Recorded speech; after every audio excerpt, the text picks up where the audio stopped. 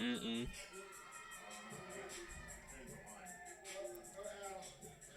Check, check, 1, 2, check, check. We getting it now? Hello, hello, hello.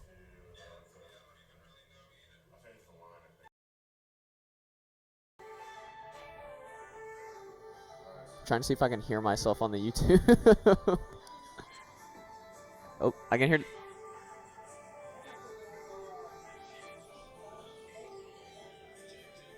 Hey, I can hear myself on here.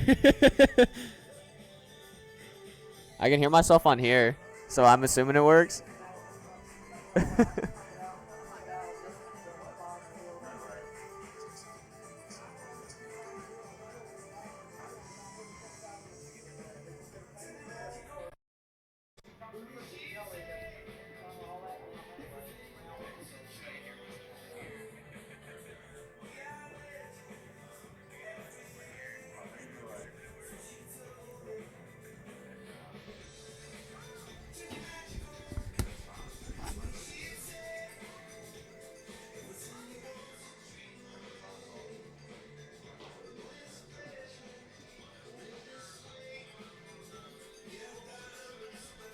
you tell him that I could hear on? I could hear it on the YouTube. It sounded fine. Oh yeah, you're gonna have that chair. We were just using a prop up, and if you want to just flip it with that or close it, doesn't matter.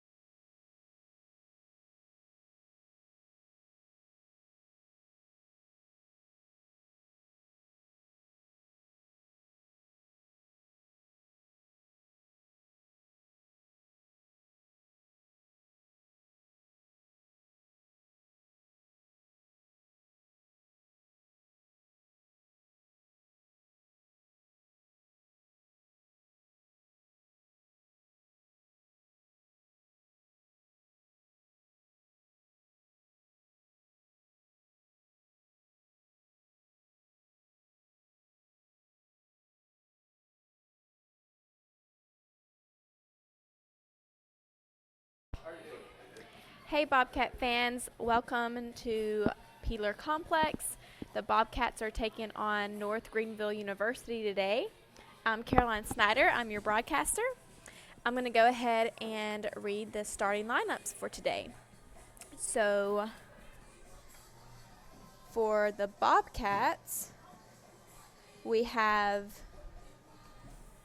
number 10, Amber Coy at shortstop. Then we have batting second, number 7, Darby Pinkard. Batting third, Jessie Barr. She's at third. Batting fourth, Brooke Locker at first base. Batting fifth, Ariel Edenfield. She is the DP. Batting sixth, Haley Howell, the catcher. Batting seventh, the second baseman, Hannah Patridge. Batting eighth, Carly Bean in left field. Batting ninth, Hannah Rogers in right field. And Allie Black is your flex. Ariel Edenfield will start on the mound today. For North Greenville University, batting first, number 4, Brooklyn Stone. She's at shortstop. Batting second, number 20, Claire Gilmore at first base. Batting third, number 18, Brianna McRae as catcher. Batting fourth, number 3, Jenna Hughes in right field. Batting fifth, Josie Reed. She is the second baseman. Batting sixth, Savannah Small, the DP. Batting seventh, Brooke Wade in left field. Batting eighth, Carmen Sylvester at third base. Batting ninth in center field, Michaela Brackett. And your flex and pitcher for today is Jalen Griffin. So, as the coaches finish up their meeting, we will pause to do our national anthem, and I'll be right back.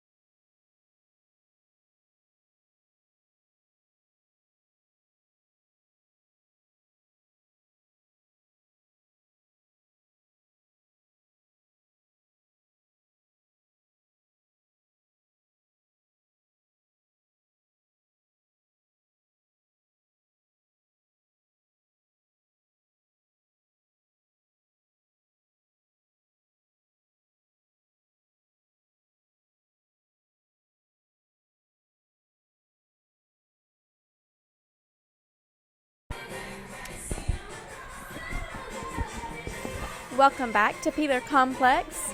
We have Georgia College as your home team today. They are in the field. Again, Jessie Barr at third base and Brooke Hoy at short. Hannah Patridge at second, Brooke Locker at first, Carly Bean at left, Darby Pinkard in center, Hannah Rogers in right, and Ariel Edenfield will deliver the first pitch as a ball low. And Haley Howell is your catcher today.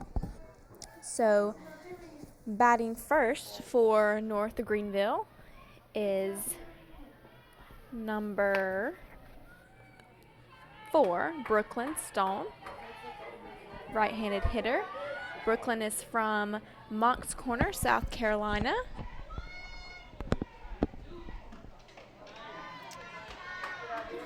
That's another ball a little inside and up from Ariel. The count is 2-0.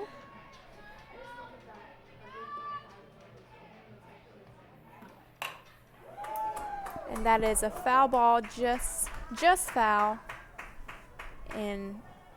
on the left side. It's a nice cut by Brooklyn Stone.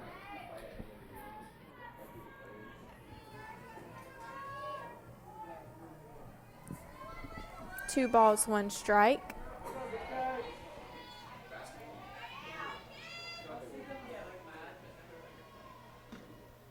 And a nice changeup by Ariel, but Brooklyn Stone is able to get to the bat to the ball and hit in the 5-6 hole. So Carly will be there to field that. So that goes down for a hit for Brooklyn Stone.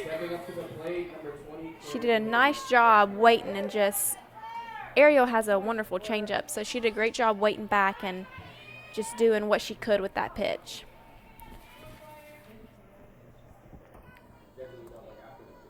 Batting second, number 20, is Claire Gilmore. And that is a line drive back to the pitcher, and that is a double play. Ariel catches and fires to Brooke at first base. Brooklyn Stone got a little too anxious with that lead. It was a great hit by Claire. And Ariel makes the double play. So 2 outs for the Bobcats with Brianna McCrae, the catcher, up. And that's a pop-up, and Amber Coy will call Hannah Patridge off, and that will be 3 outs for the Bobcats. So we will now go into the bottom of the first, and we'll be right back.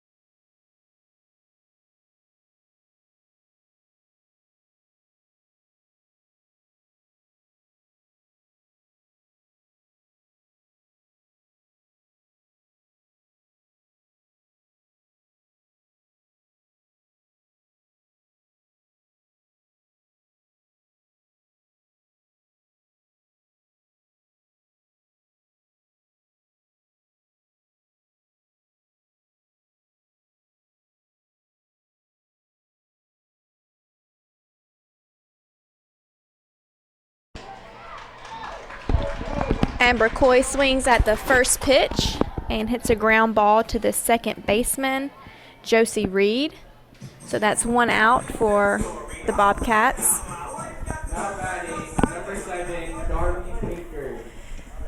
Now batting number 7, Darby Pinkard, the center fielder. She takes the first pitch for a strike from Jalen Griffin.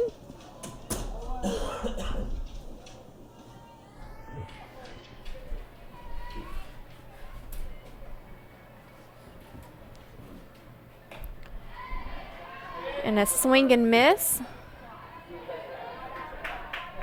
So the count is 0 balls, 2 strikes. And again, for your lineup for North Greenville, we have Brooke Wade in left, Michaela Brackett in center, Jenna Hughes in right, Carmen Sylvester at third, Brooklyn Stone at short, Josie Reed at second, Claire Gilmore at first. And that is a ground ball by Darby. So 2 outs now. Now batting number 17, Jessie Barr, the third baseman. And Jalen Griffin pitching for North Greenville. And Brianna McCrae catching. That's a great pitch by Jalen Griffin, but it was, I assume, a little low. Jessie Barr has a good take there.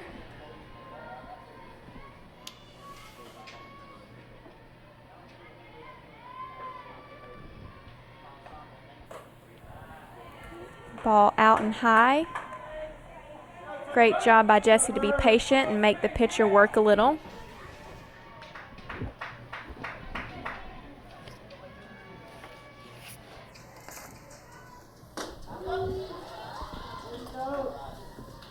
Jalen Griffin delivers a strike. Count is 2-1, 2 outs. Jessie Barr is from Pooler, Georgia.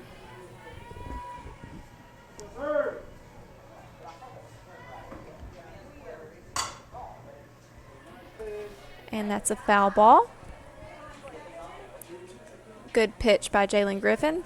So now Jessie is going to have to battle. 2s are across the board.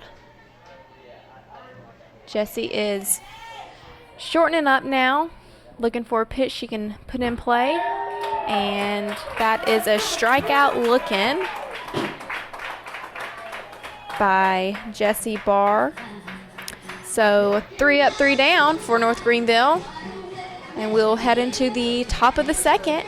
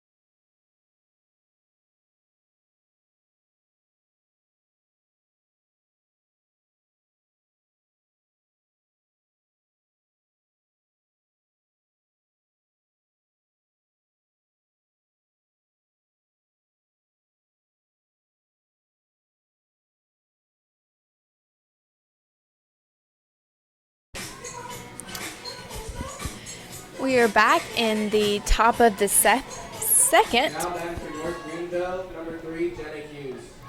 Batting for North Greenville now is number 3, Jenna Hughes, the right fielder. And Ariel delivers the pitch, and it is over Darby's head and center. Jenna will get a double on that hit. That was a great hit by Jenna.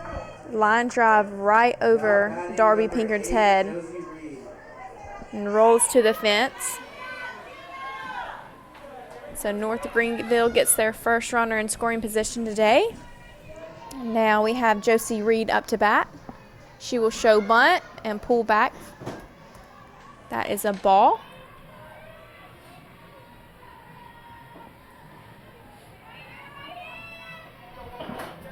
North Greenville is coached by Sarah Hall.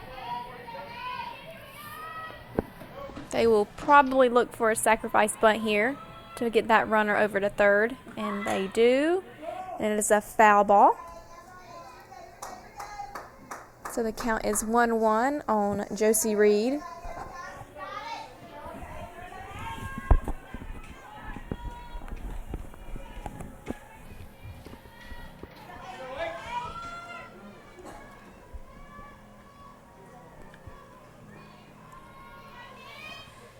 Shows bunt, pulls back, and swings. It is a foul ball over on the left side near the baseball field.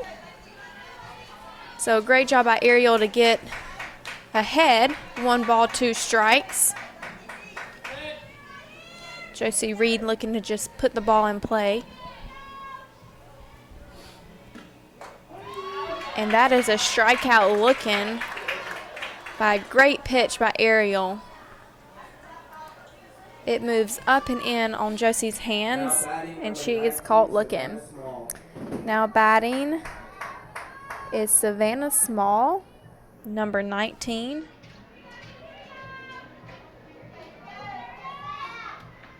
She's the DP today. That's a ground ball to Amber. She looks her back, and she gets her out. Great job by Amber to fake the throw to first to make Jenna get an extra step off second, and Amber goes to tag her. So 2 outs by the Bobcats. Runner on first base. And we have Brooke Wade, the left fielder, batting.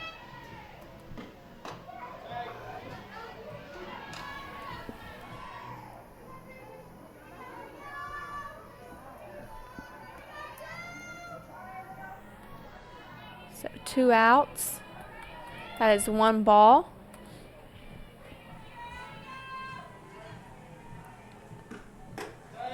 Ball high. A great take by Brooke Wade.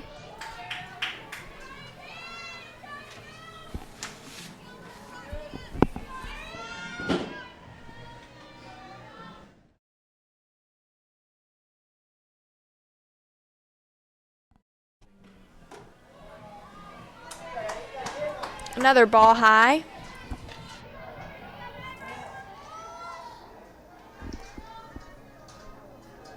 Three balls. We'll see if head coach Sarah Hall gives Brooke Wade the green light here to swing.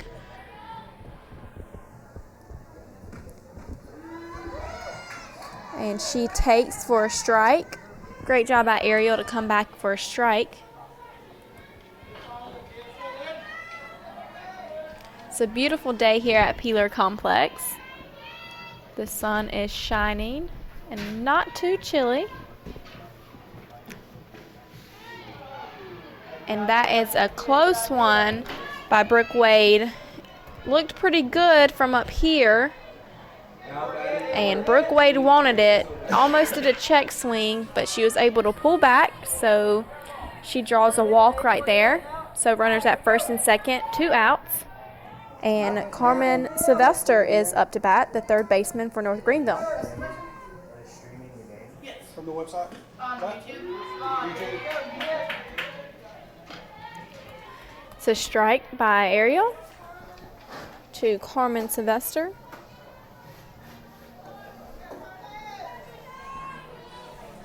North Greenville has a runner again in scoring position. And that is a ground ball to Amber, and she turns 2 to get the 3rd out. So we will head to the bottom of the 2nd. And the Bobcats will look to score first.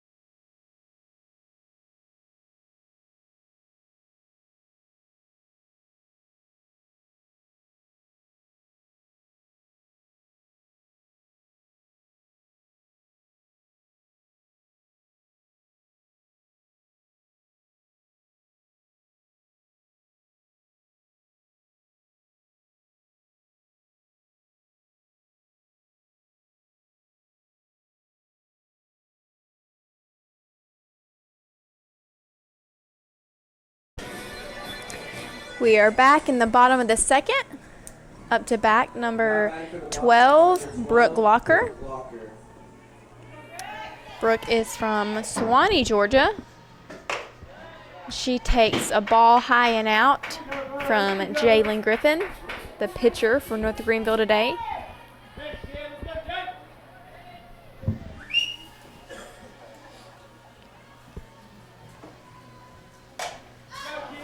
And Brooke gets right under it and hits a little pop-up to Josie Reed at second base. So that's 1 out. And number 14, Ariel Edenfield, will come up to bat. Number 14, Ariel Edenfield.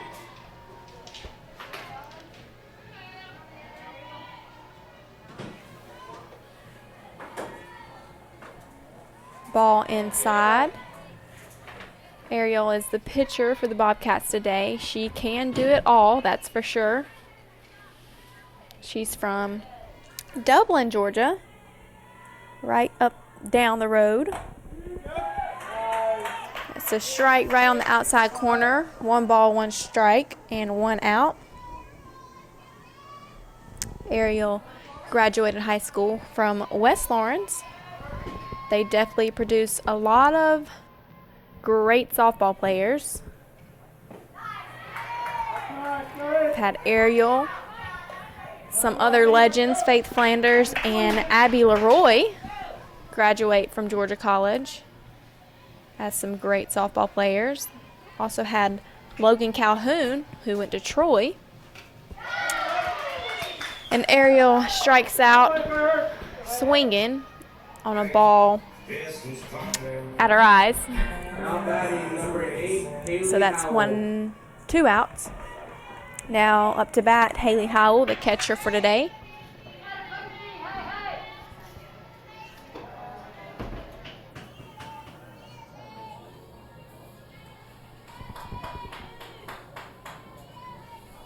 Haley is from Rochelle. She takes a strike on the inside part of the plate.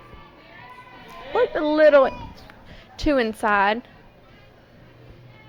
So I think it was a great take by Haley, if it's not her pitch.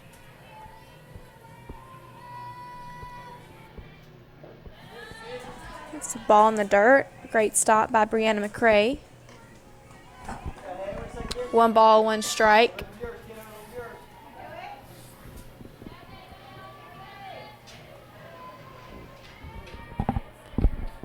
Bobcats looking for their first hit of the day.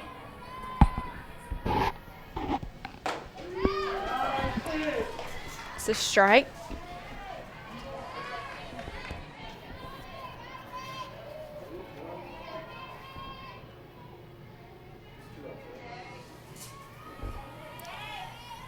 Haley is looking also for her first hit. And she grounds back to Jalen Griffin at the pitcher, and that will be 3 outs for the Bobcats. So now we will go to the top of the third, and we'll be right back. The next setup.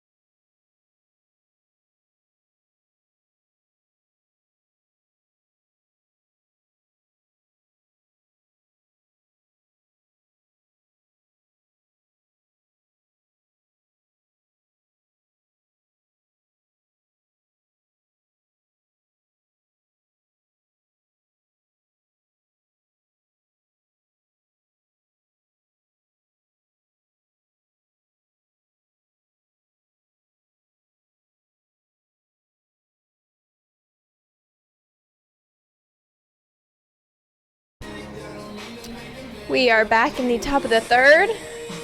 In the 9 spot, now batting for North Greenville, number 1, Michaela Brackett. She is the center fielder for North Greenville today. Now batting for the Crusaders, number 1, Michaela Brackett. North Greenville is 7-1 on the season. Georgia College is 1-3. It's a ball high by Ariel. Michaela Brackett is from Simpsonville, South Carolina.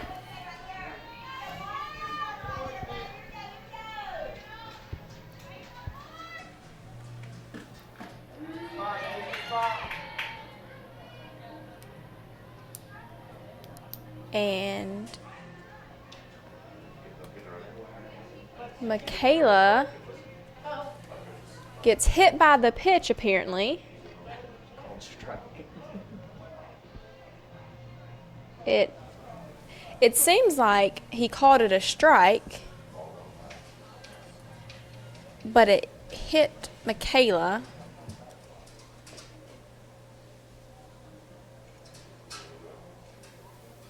So the umpires are discussing.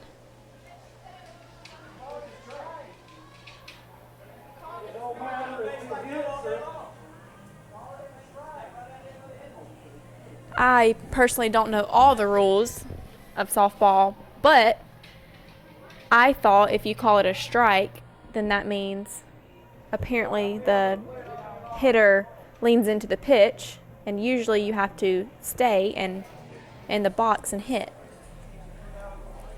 But Michaela gets 1. So Coach Grodecki is trying to figure out the situation.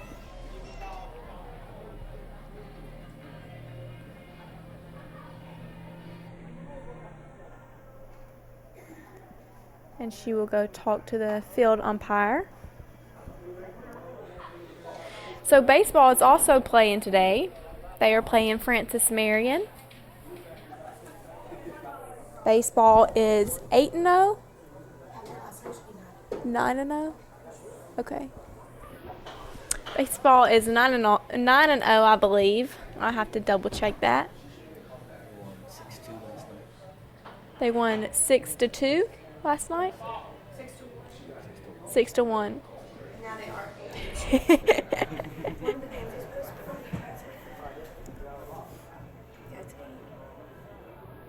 So baseball is 8-0.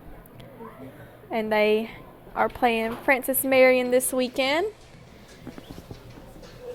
They begin at 2 o'clock today. So they're off to a really great start.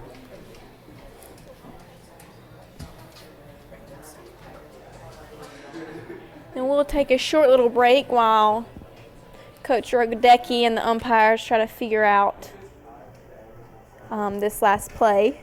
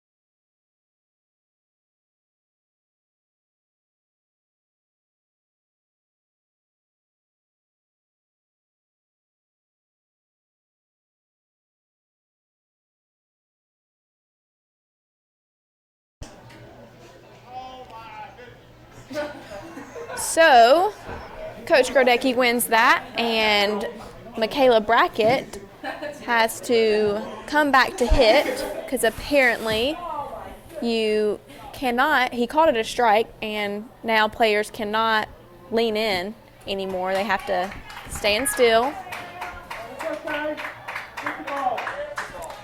So the count is 2 balls, no strikes. So maybe he took back the strike. Maybe he called it a ball. Also play another tab, NCAA softball rules. So you are good to go. So 3 balls to Michaela Brackett. We have no outs.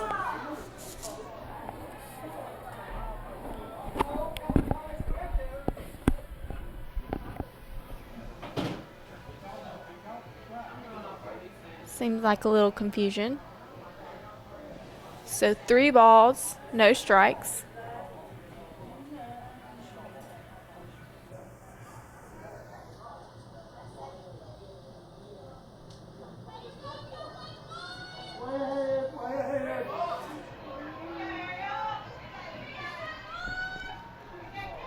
Michaela Brackett is a sophomore for North Greenville. She shows bunt, pulls back, and it is a strike. So 3-1 now is the count, no outs.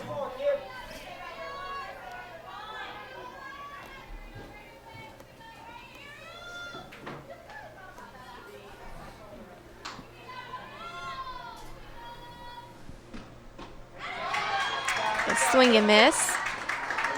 Great pitch by Ariel. So the count is now 3-2.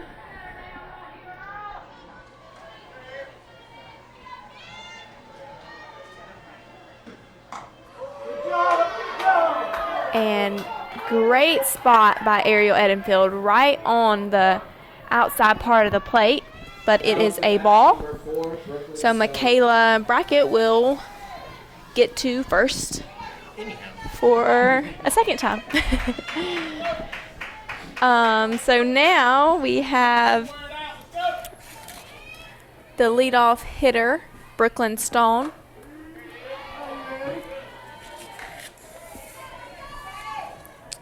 A strike for the first pitch. Brooklyn is the shortstop for North Greenville.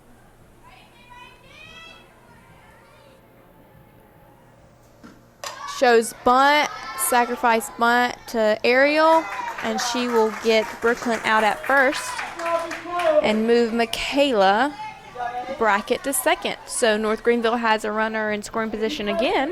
Now batting Claire Gilmore. Now we have the first baseman, Claire Gilmore, up to bat, looking to drive this run in and score first today at Peeler Complex. And that's a beautiful changeup by Ariel. If you don't know Ariel, she has one of the best changeups I've ever seen. It makes your legs tremble, that is for sure. So she threw that one for a strike. And it was smart for Claire to lay off that pitch. And strike 2 on the outside part of the plate.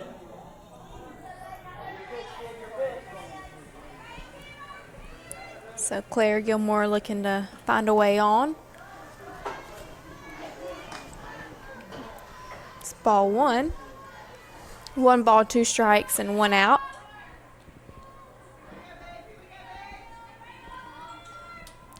Darby Pinkard looking to throw this runner out at home.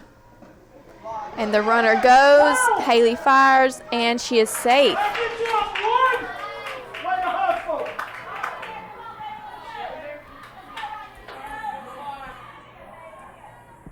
So Claire Gilmore did a job right there. Great job. Being patient and getting that runner to third. The ground ball to Amber Coy. And Claire Gilmore is out at first and holds the runner at third base. So great job on defense by the Bobcats to hold that runner at third. So 2 outs. And we have the catcher, Brianna McCrae, up to bat.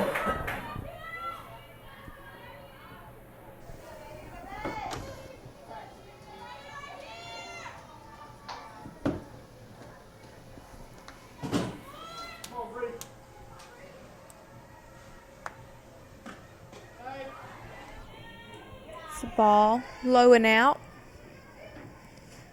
Ariel doing a great job working all sides of the plate today. Softball and baseball both have a very nice new windscreen up in the outfield.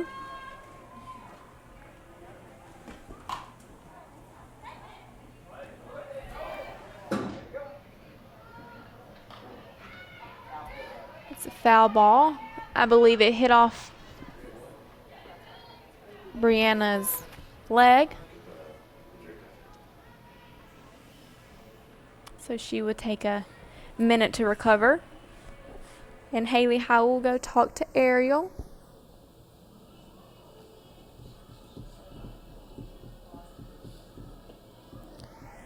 Georgia College is wearing their new uniforms today with the Nike green pants and white jersey. And it looks pretty good, I must say. And North Greenville in all black today.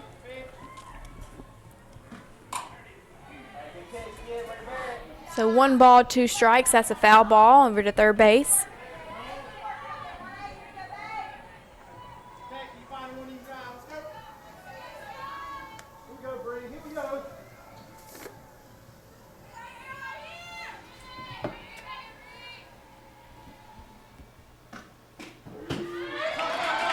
And that is a called strike. Way off the plate, but the Bobcats, I'm sure, are happy with that call. So that is 3 outs, and the Bobcats will come up to hit.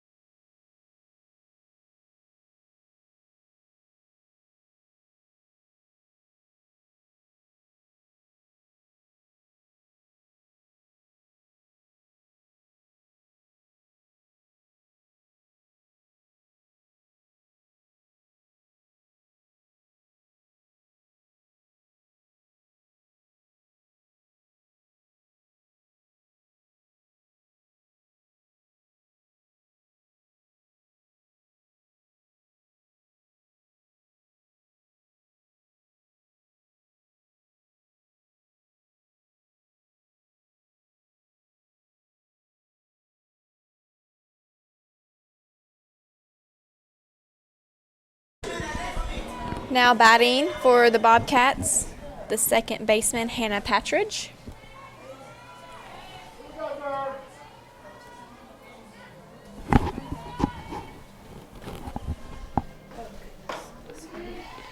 It always does this.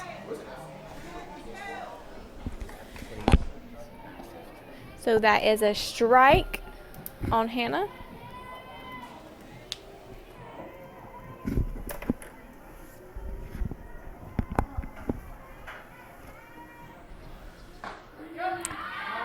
Strike 2. So the hitters are definitely going to have to be ready and make adjustments today because the umpire has a very wide strike zone.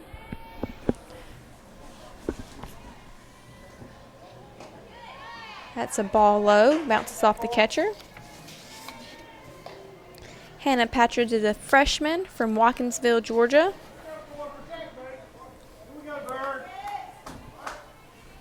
She has 1 hit on the season.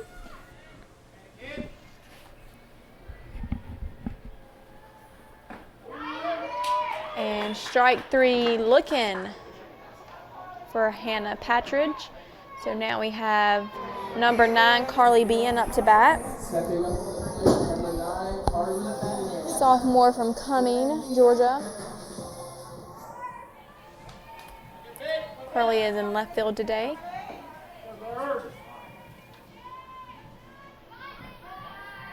Ball low. So like I was saying earlier, the hitters are definitely going to have to be ready to jump on their pitch today.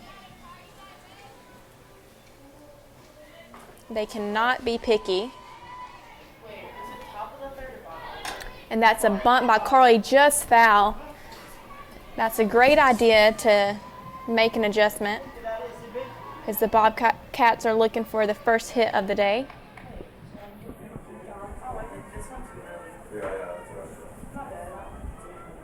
Carly has enough speed that she can do that and look for a bunt for a hit.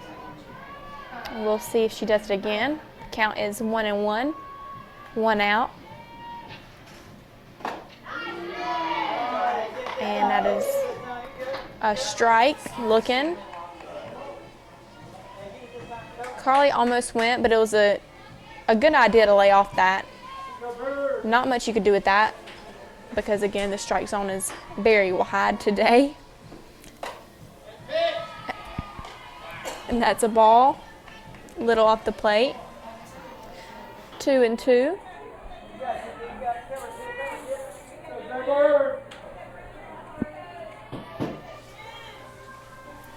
Carly is a marketing major and goes down swinging. So 2 outs. Jalen Griffin doing a great job today on the mound.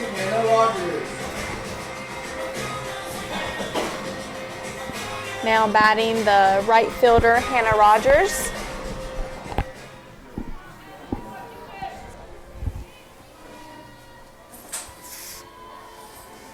Hannah is from Marietta, a left-handed hitter, and she is slapping, or showing slap, and that's a called strike.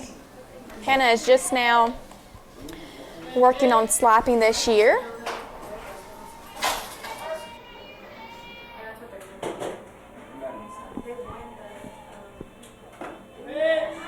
Strike 2 on Hannah. Hannah definitely has some speed, but she also has a lot of power. She's hit away last year and did a great job. So I guess now looking for other options and adding slapping to her resume.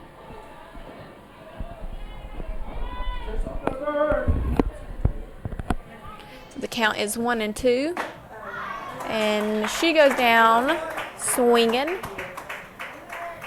So now we will go into the top of the 4th,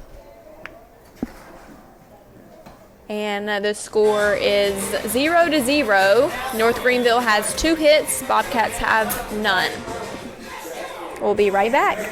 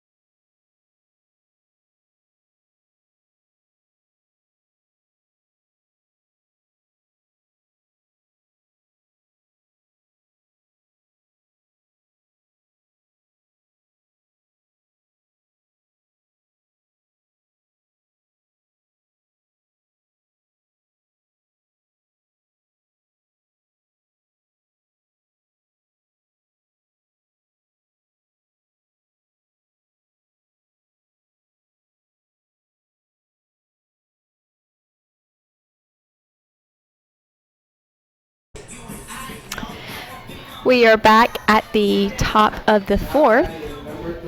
Number 3, Jenna Hughes, is now batting. She is the right fielder for North Greenville. She is majoring in physical education. And she watches a beautiful strike, but it is called as a ball.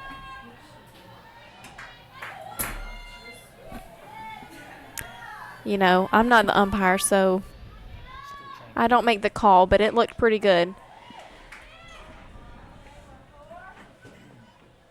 So that's a foul ball. So the count is 1-1.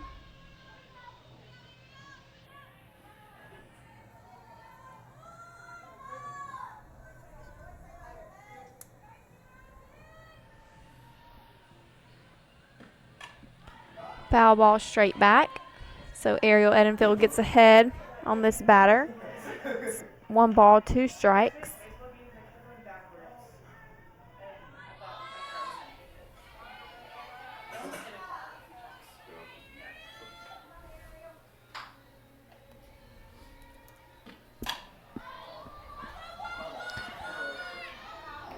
Another foul ball on Jenna Hughes. So we have softball playing, baseball playing, both basketballs, men and women's basketballs playing today at Georgia Southwestern. So the Bobcats are definitely busy today. Another foul ball. Ariel Edenfield working the corners of the plate. And Jenna Hughes doing a great job. Fouling off till she gets one that she can hit.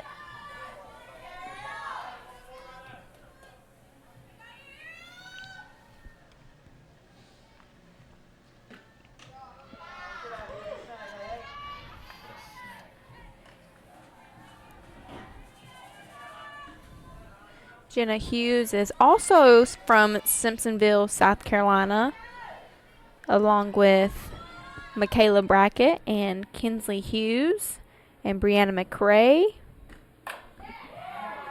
Another foul ball.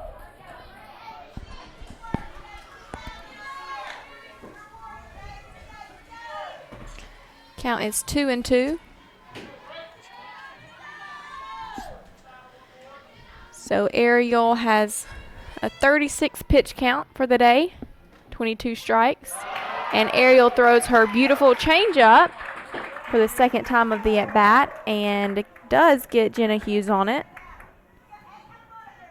So that's 1 out. Great job by Edenfield.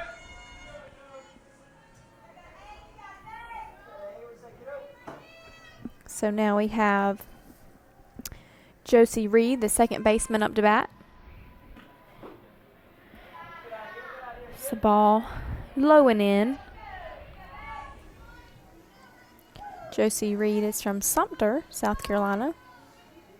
She's a sophomore.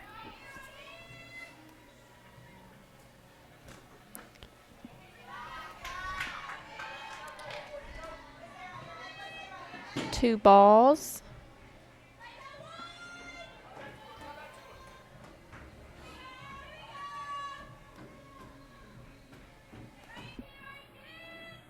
She's a health science major.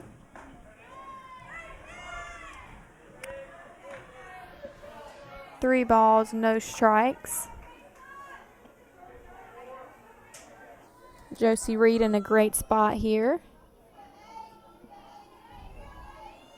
Usually, if I was in the situation, I would take, just like Josie just did.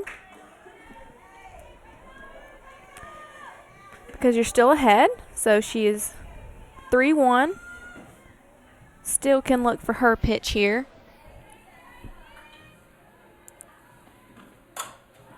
And a great pitch by Ariel, and Josie Reed just gets under it and flies out to Darby Pinkard in center. So 2 outs, and Savannah Small up to bat. She's the DP. She is a utility. sophomore from Lancaster, South Carolina.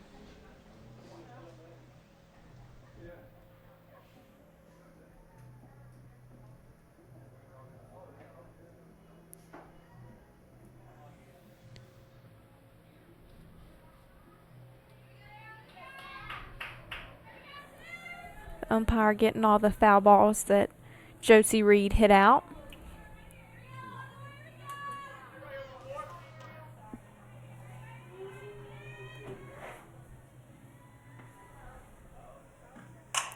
And that is a shot in the gap for Savannah Small, and she will go 2. Darby will get it in, and a great throw, but Savannah is under the tag. So that's a double for Savannah Small. So we will see if Brooke Wade can keep the 2-out rally going here and drive a runner in for the first run of the day. So Savannah did a great job with that pitch, driving it in the left center gap.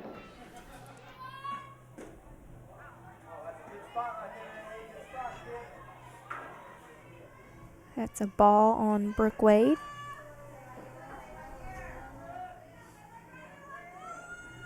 Brooke Wade is one of the seniors on North Greenville's team.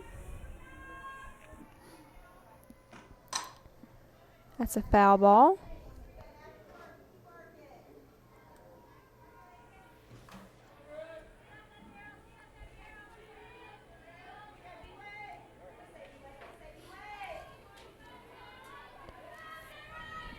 Looks like there's only 3 seniors on the team.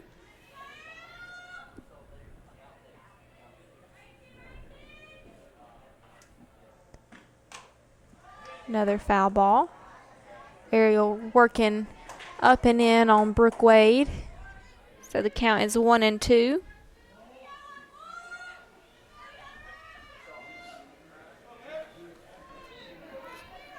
Two outs.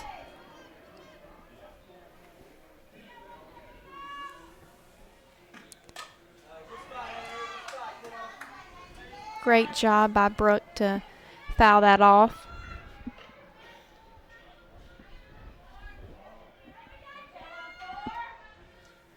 Usually with 2 strikes, the pitcher tries to work around the strike zone to try to get the hitter to chase.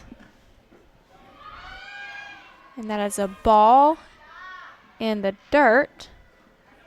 And the runner from second, Savannah, will advance to third.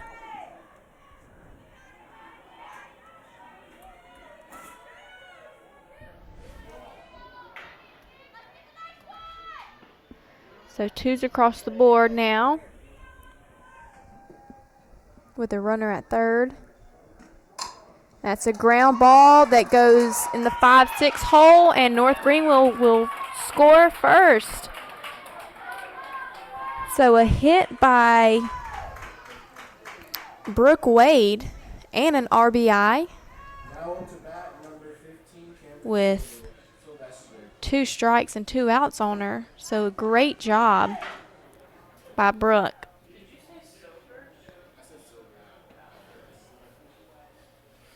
Which is expected as a senior on the team. So now we have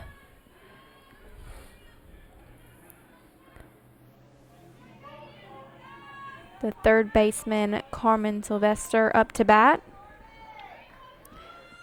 Hoping to keep the 2-out rally going for North Greenville.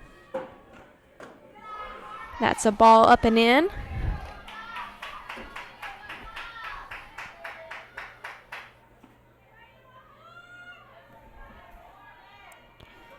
Carmen is from Sumter, South Carolina as well. Her major is engineering.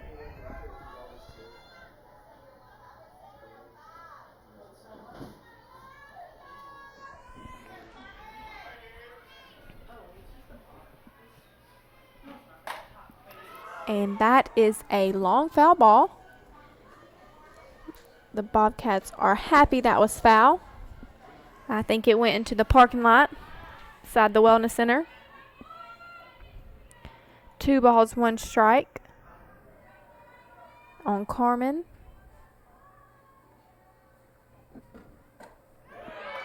And a swing and miss.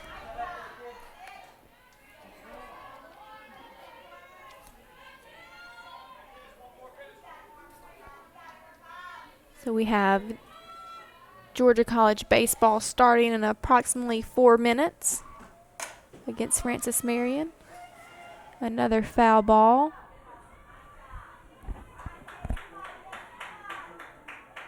That is out of play.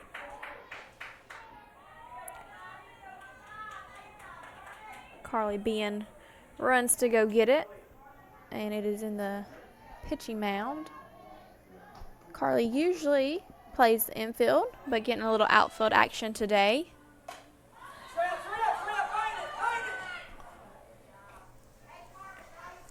Ariel throws another beautiful changeup, and Sylvester does a great job getting her bat to it,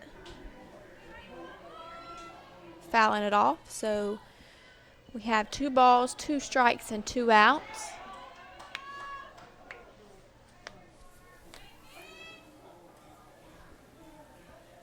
And the runner goes, and Sylvester fouls it off again over near the parking lot.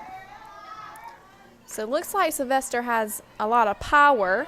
Looking at these foul balls, she's taken some big cuts on.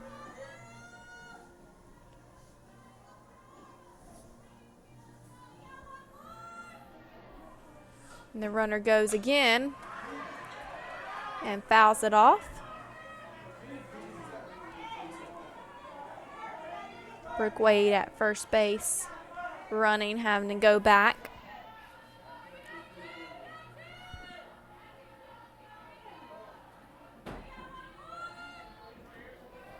North Greenville has 4 hits so far.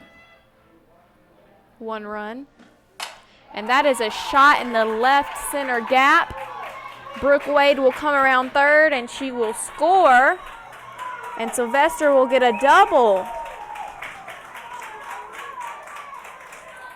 North Greenville is up 2-0 now, having a very nice 2-out rally in the top of the 4th inning.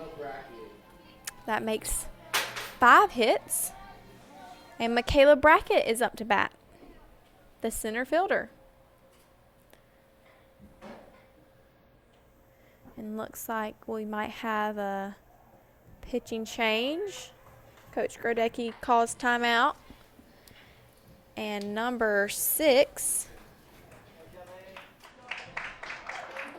Allie Black, will come in to pitch.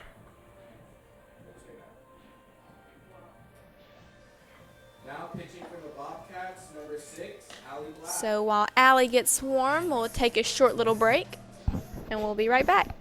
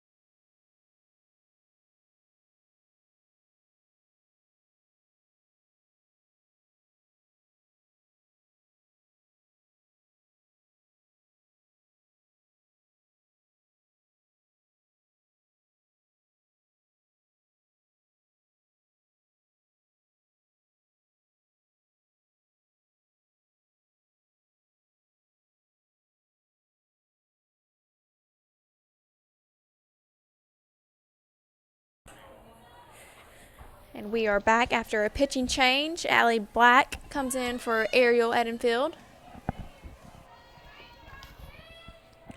And Michaela Brackett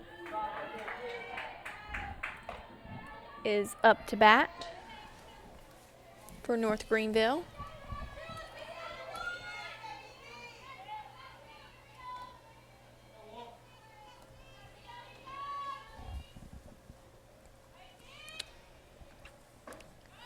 Carmen Sylvester at second base.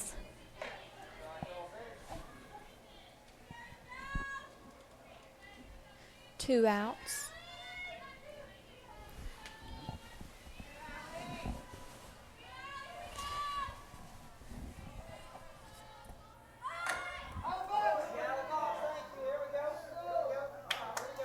And she is out because she ran into the ball. Or the ball hit her out of the box. So that will switch the innings up, and Georgia College will come in and try to score. We'll be right back.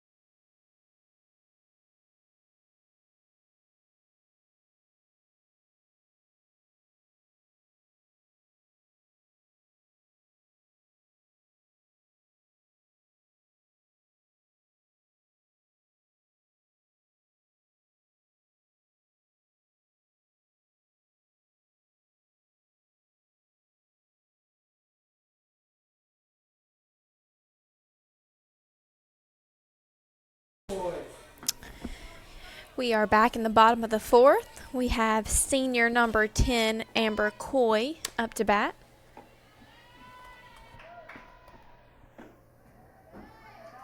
She takes a ball for the first pitch from Jalen Griffin. Amber is a nursing major out of Warner Robins.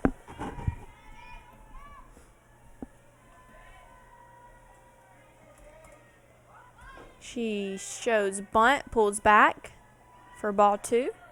Good idea by Amber. Trying to find a way on. Bobcats need a hit.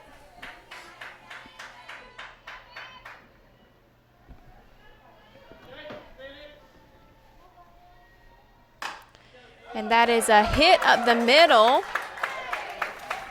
Josie Reed attempts to dive for it, and it squeezes through. So that is the Bobcats' first hit of the day by Amber Coy, the senior. Great job by Amber.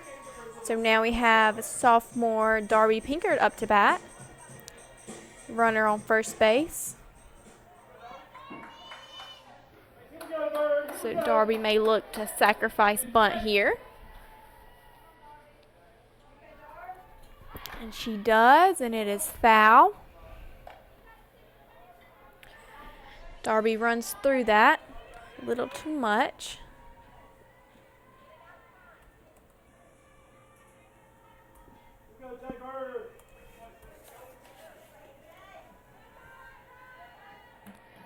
Darby is from Ackworth. And she grounds out to third base, and a attempt to double play. So Amber Coy is out at second.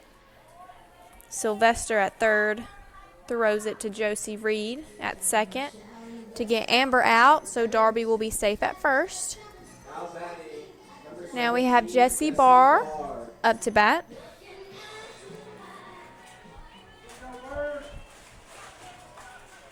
Jessie Barr loves some Dolly Parton. Her walk-up song is 9 to 5. takes that for a ball.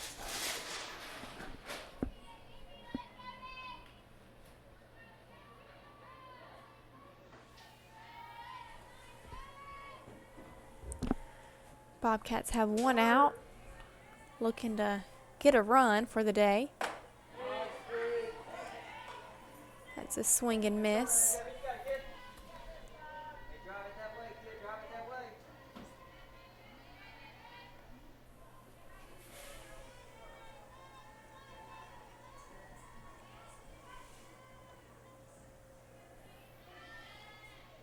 Shows bunt, and it is fouled back. So 2 strikes on Jessie. She probably will not bunt now.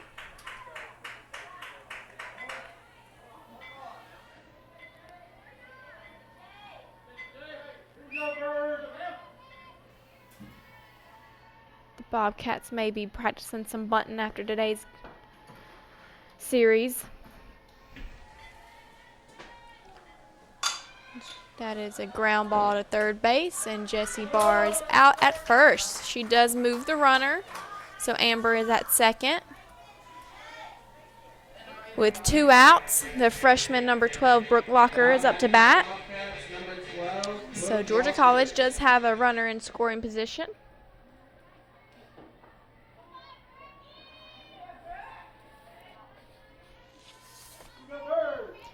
Brooke Locker is batting .449 prior to today's game. She takes that as a strike.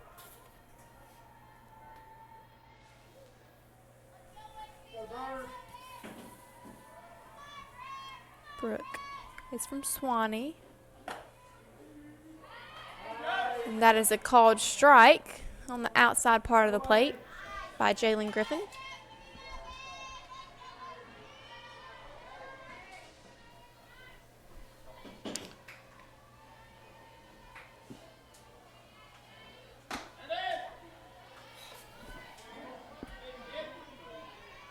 One ball, 2 strikes, and 2 outs.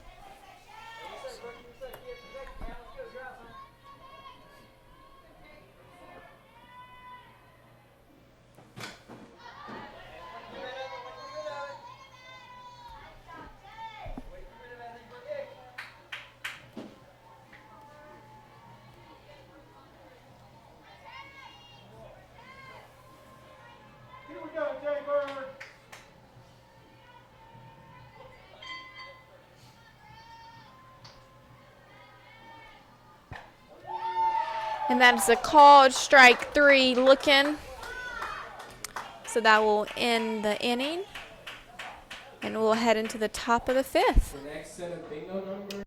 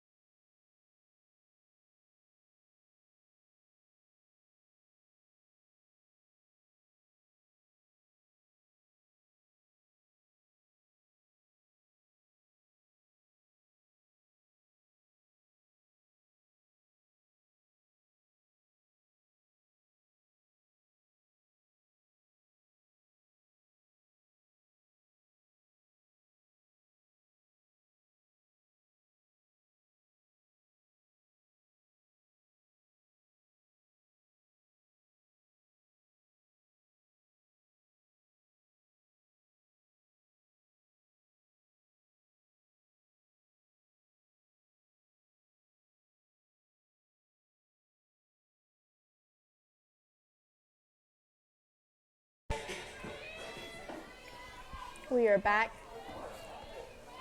For the top of the 5th, the leadoff hitter, Brooklyn Stone, is hitting for North Greenville.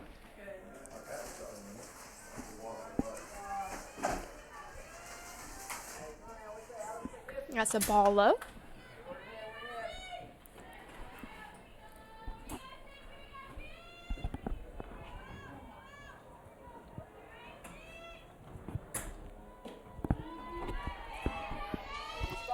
Nice pitch by Allie Black.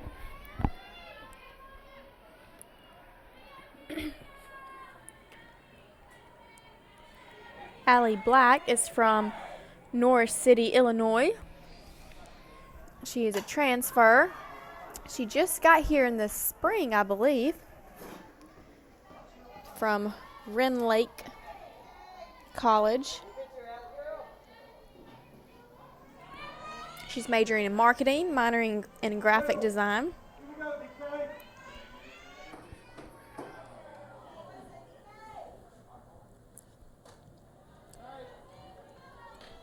Two balls, two strikes on Brooklyn Stone. Brooklyn Stone hitting .455 before today. Great start for her. Foul ball.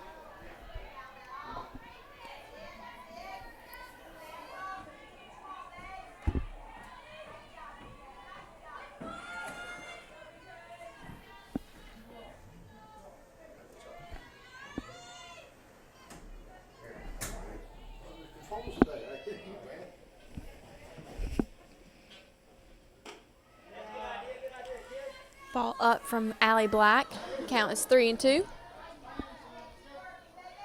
No outs.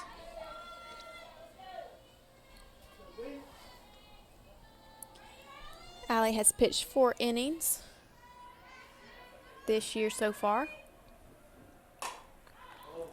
And that is a fly out to Amber Coy. Amber runs back to the grass to grab that. So that's 1 out. Stepping up to the plate, number 20, Claire. And number 20, Claire Gilmore, is batting. The first baseman for North Greenville.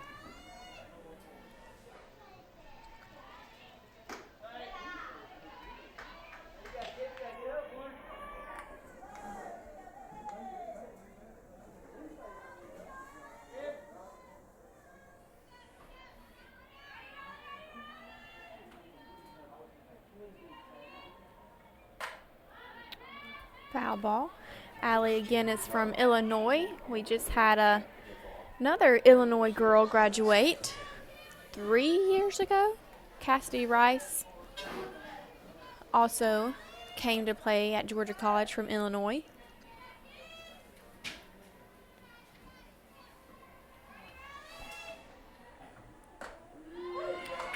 A nice pitch on the outside corner to the left-handed Claire Gilmore.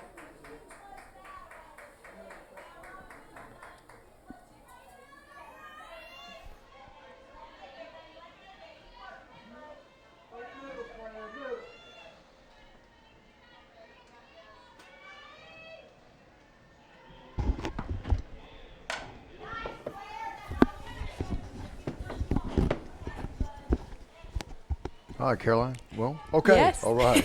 We have Wendell Staten, the athletic director, joining us now. Good. You're doing a great job. Sorry, I told you I'd be here the third inning, but That's I had quite to, all right. had to run some errands and AD all duties. We didn't have any soap in our bathrooms, so I had to go make sure we Good had some soap. I had job. to We appreciate that. run over to Piggly Wiggly.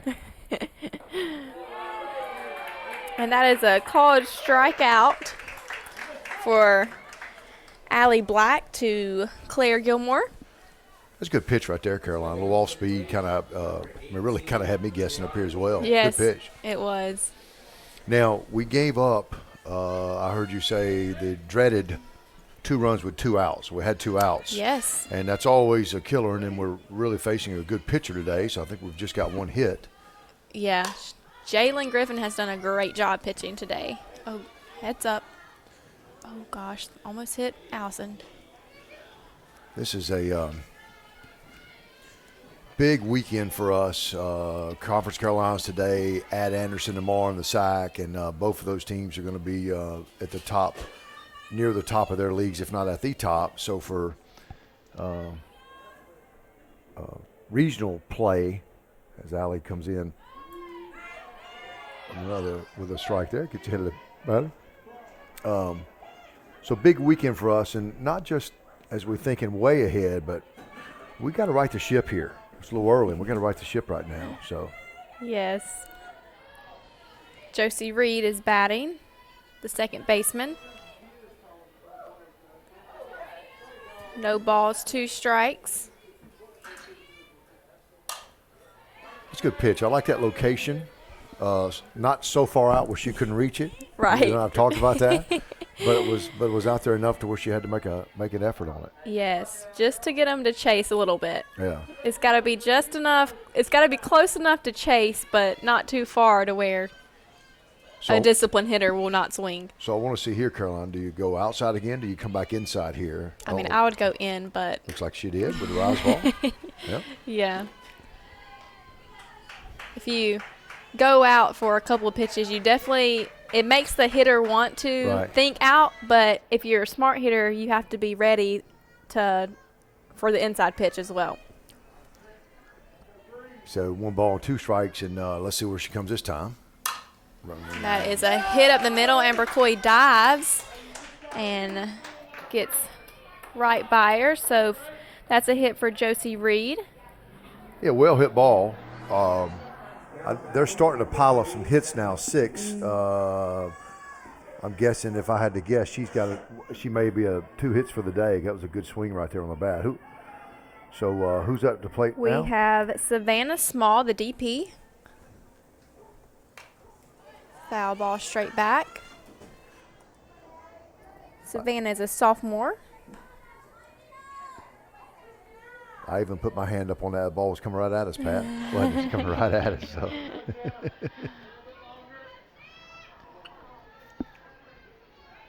So 2 outs with the runner on first. Great job by Allie Black to get ahead.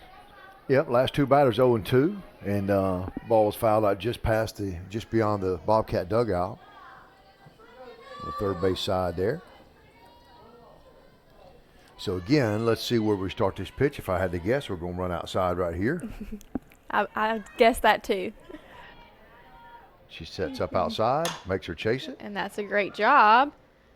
Nice job. And that is 3 outs. So the Bobcats will come up to bat, and we'll be right back.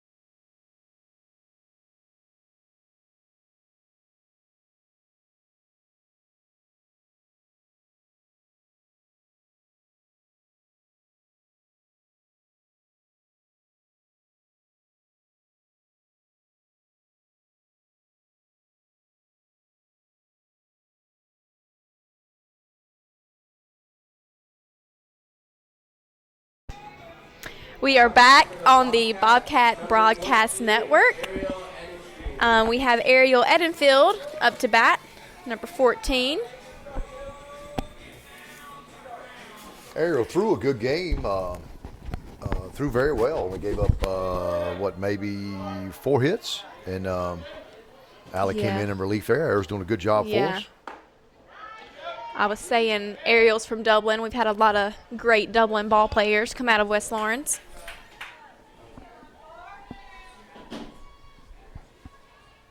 One ball on Ariel.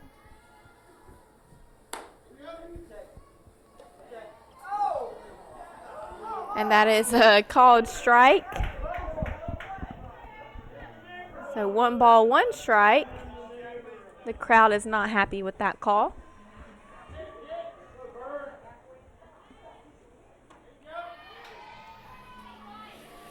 Looks like that was an off-speed pitch, and it fools Ariel. All right, so 2-strike hitter here, and that's one thing we do very well.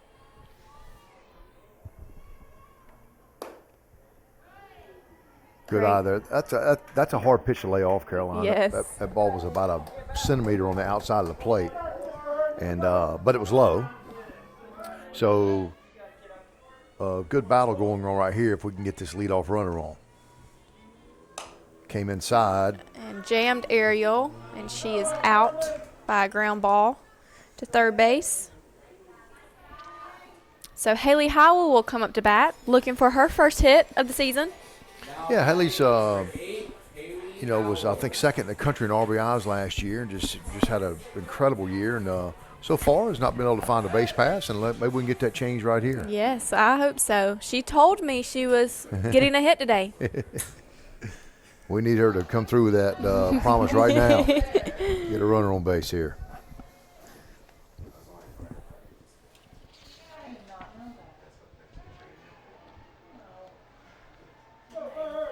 I was noticing we have 2 umpires today.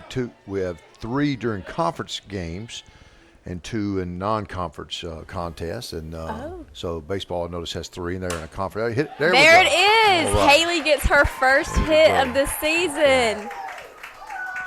And her teammates are very happy for her. Good job, Haley. That'll take that lid off and be ready to roll. And first of many to come. And Haley, a junior, one of very few juniors and seniors. I believe we have a total of about 3 or 4. I'm not sure. It's not many. Right. Yep. 4 juniors and seniors, I believe. I think we may get a pinch runner here, is what I'm guessing. As Coach Grodecki goes to the talk to the umpire. I want to go back, again, because this is an in-region opponent, which 99% of our schedule is, you've got to win those games, particularly at home, when it comes down to region time to go to the NCAA tournament region rankings.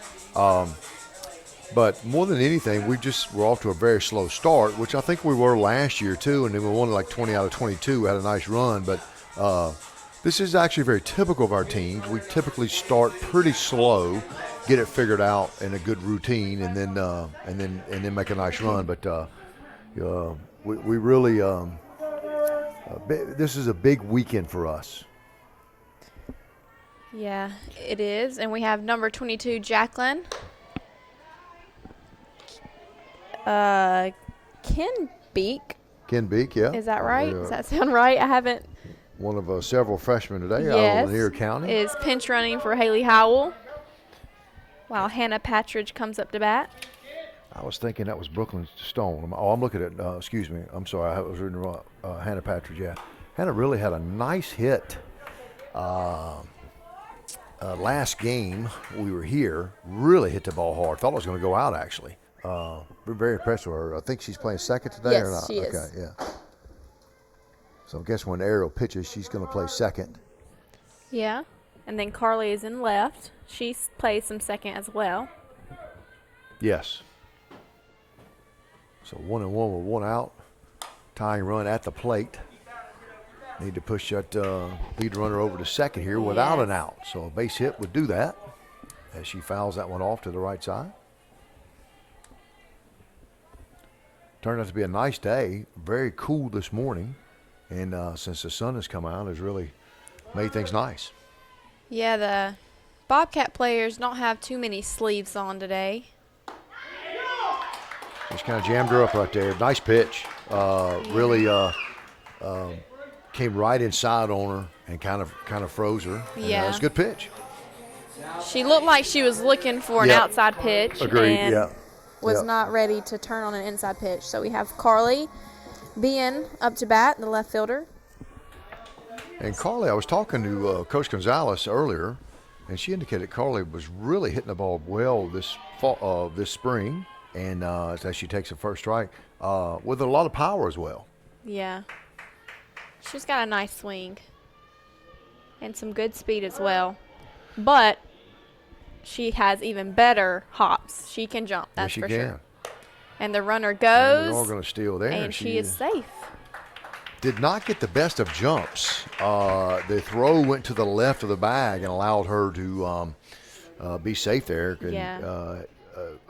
did not get a great start there, but nonetheless, we have the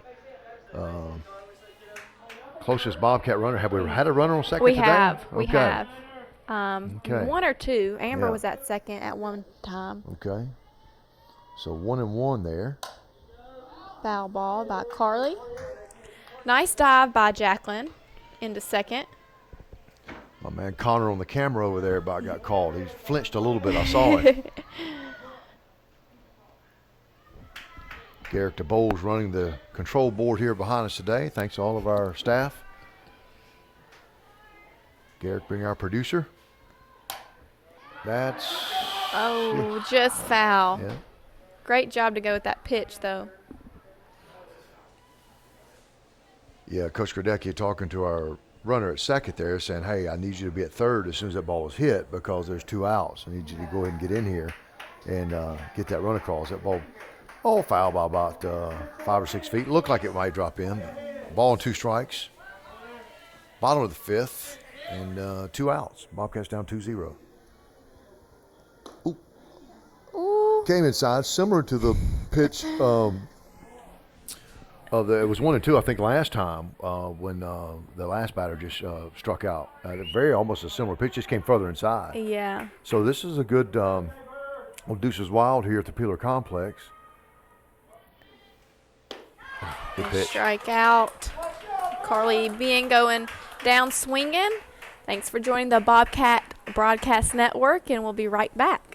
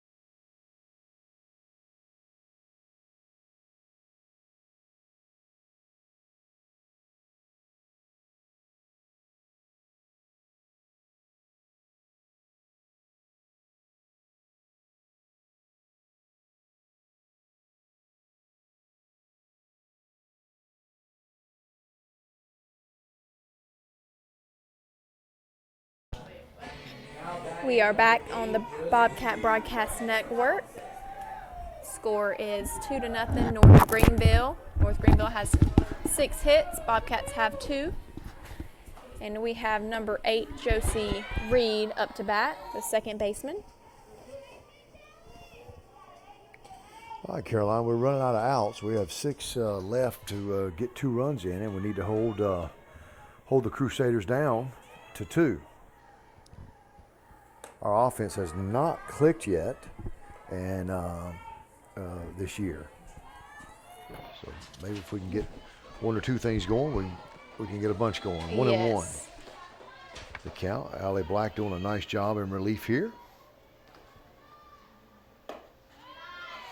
A nice pitch on the outside corner, but it is a ball. Yeah, it was a good pitch. Good location. Just a little bit outside. Hey, maybe she chases that. She's going to hit it to the right side. So 2-1 though. Now you got a hitter's count, so you got to come in here pretty solid. Let's see what she goes with. A little check swing. Excuse me there. Stayed in the same location, a little low, came in a little bit. Count is 3-1, so it is definitely Josie Reed's count. And that is a ball low, so she draws a walk there. So runner on first base, no outs.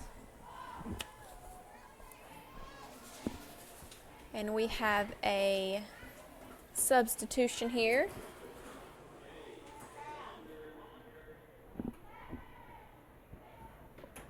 So a pinch runner for Josie Reed.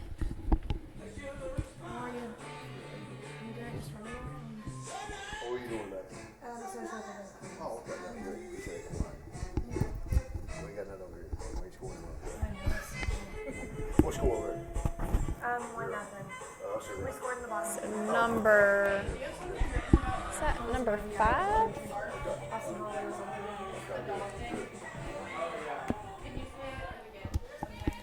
I believe the pinch runner is, Looks like 5, doesn't is it a it? 5 Yeah. or 6? Carolina, I could be wrong, but the dreaded leadoff walk Yes. usually comes back to haunt you. Yes. You can almost put that person at the home plate. Right. So yeah, pinch runner number 5, Gracie Black, is running for Josie Reed, and we have Savannah Small batting now. So yes, that is not what the Bobcats want. It's a leadoff walk of the inning, and that is a catch, a diving catch by Darby, and she throws to first, but Gracie Black is safe. Wonderful job by Darby there, because I thought that was going to be a hit all day, and Darby comes out of nowhere and makes that catch. So that should get the Bobcats fired up a little bit. Number 11, Brooke Wade, up to bat now. 1 out. Nice catch there by Darby. Yes, it was. Couldn't get a lot on that throw. Nice pitch to the opening batter there. Couldn't get a lot on the throw, but almost doubled her off there. Yeah. I mean, she was from her knees and threw that, Yeah, so. yeah. 1 strike on Brooke Wade.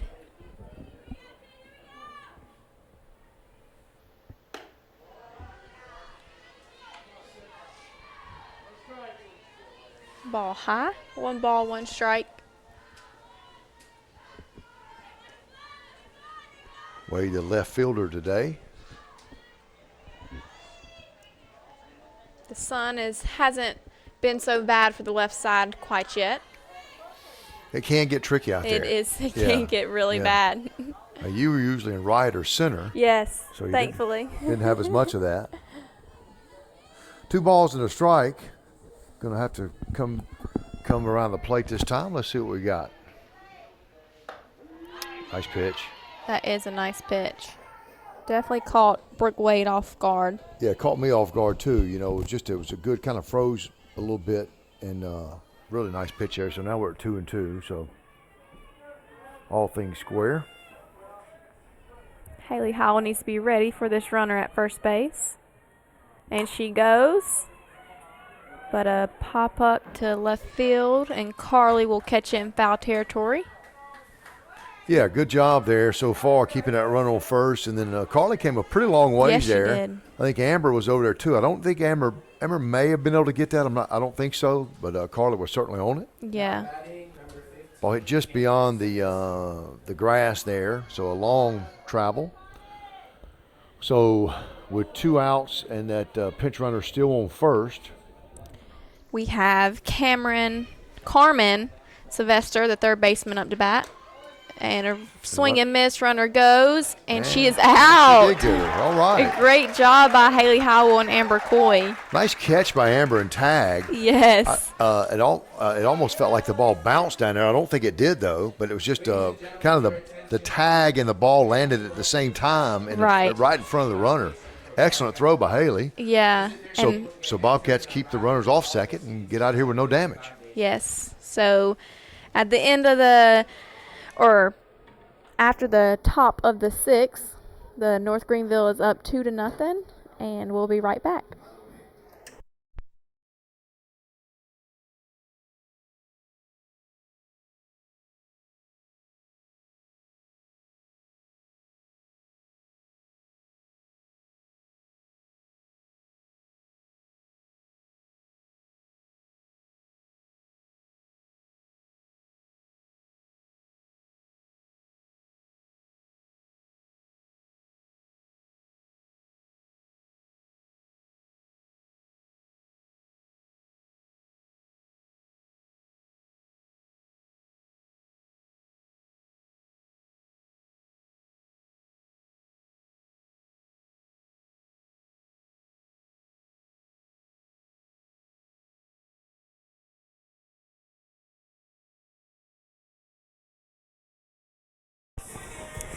Welcome back to the Bobcat Broadcast Network.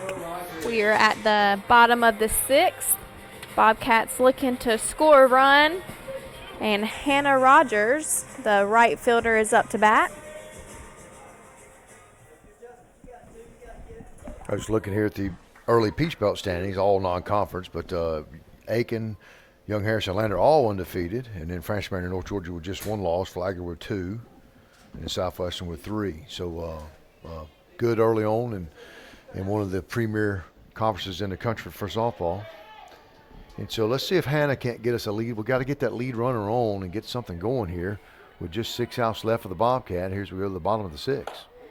So Hannah was slapping earlier, so the defense is playing her close, and this first pitch she swung away but took for a strike.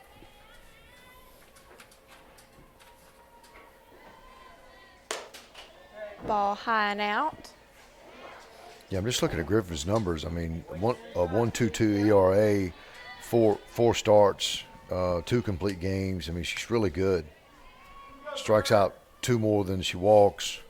Opponent's batting average at 162. All that staying in action today. Yeah, I've been very impressed with her. Yeah. She's definitely confident in the mound. Good job for the junior out of Belmont, North Carolina. And Boy. that That hit Coach Gonzalez did. right in the stomach, and she gave us a thumbs up. Yeah, good thing she is okay. Man, that one's going to hurt. Yeah, I think the umpire is asking, do you need to walk that one off a little bit? But I'm going to tell you man. right now, that ball was hit hard. I think they weren't really ready for that, as Hannah's been slapping, so she's obviously looking for the left side, but Hannah is definitely a pull hitter when she hits away.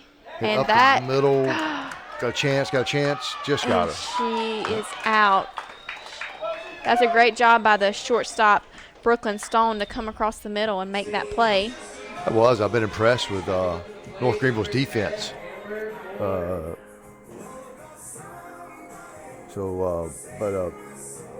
Coach Gonzalez will feel that one a little bit tomorrow. Yeah. So I think it got her right in the stomach. Yeah.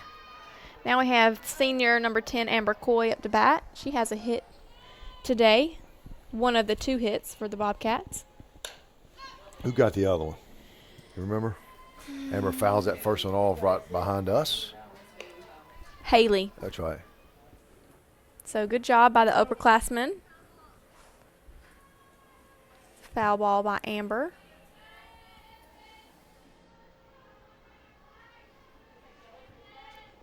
Shows bunt.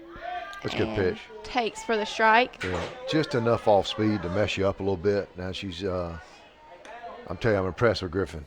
And good pitch right there. Yeah, and it's hard to bunt an outside pitch. So I don't blame Amber for pulling back there.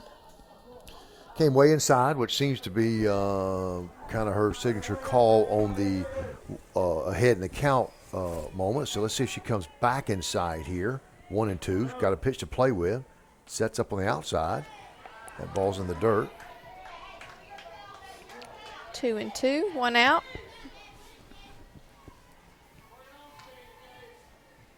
So again, Bobcats looking for a base runner here. See what Amber can do. Okay, so fights back from 0-2 to 3 straight balls. So let's see. If I'm guessing here, I'm thinking she's coming inside. That's kind of been her bread and butter when she needs a strike. And she does. And Amber does a great job fouling that off. Yes, she did. Amber recently got engaged. So that's an exciting time for her. Amber quite busy as she's doing her nursing practicum this semester. Graduate with nursing degree, and she'll have her choice of jobs, as all of our nursing graduates do at Georgia College. Full count here. Let's see if she comes back inside. She does. And fouls it off again. So same pitch, same swing. You got a really interesting battle here. Pitcher doesn't want to put her on base. This is where I'm wondering, what's her second go-to pitch, or do you stay with this and just say, hey, I'm throwing you what I got, and good battle going on right here. And low that time. Great job by Amber being patient there. Good at bat. Good at bat. Started out 0-2 and ends up on first base with a walk. So we got Darby Pinkard, the sophomore, up to bat. 1 out for the Bobcats. They are battling back here. And that was good by Amber. That was an 8-pitch at bat right there. Started out with 2 strikes, then 3 balls, and fouled 2 off, and then got a final ball there. Who's our batter, Caroline? Darby, the center fielder. She shows bunt, and that's a great bunt. Fantastic bunt. And catcher makes the play. She is out at first, but she moves Amber to second base. And a good play there. I thought Darby was actually going to be safe there. Got a good jump on it. Heck of a job there by the catcher to get that ball over. It was a wonderful bunt. So 2 outs with the runner in scoring position, and we have Jessie Barr up to bat.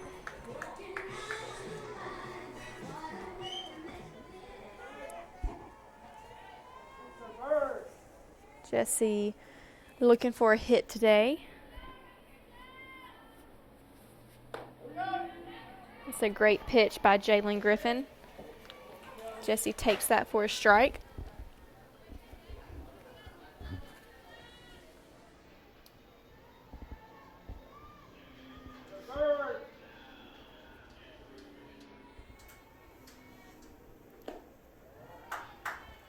Ball outside. Seems like the umpire is shrinking the zone a little bit. It was very big earlier in the game. Who's our batter here? Jessie Barr. Jessie's really hitting almost 500 coming into the game here, so we need one of those. Takes a hack at that, swing and miss. 2 strikes on Jessie. Yeah, that ball really, Jessie took a very confident swing at that, but the ball was outside. I think it broke pretty hard, Caroline. What pitch was that? Oh. But it looked like it. It looked like it did break. I don't know if it was off the plate or if it started up, but let's see what Jess can do right here. And that ground right ball to the shortstop, and she is out. Good clean fielding again by North Greenville. It's a good ball club out there. 2 good ball clubs playing today. And so we'll, at the end of 6, Bobcats down 2-0 to North Greenville. We'll be right back here on the Bobcat Broadcast Network.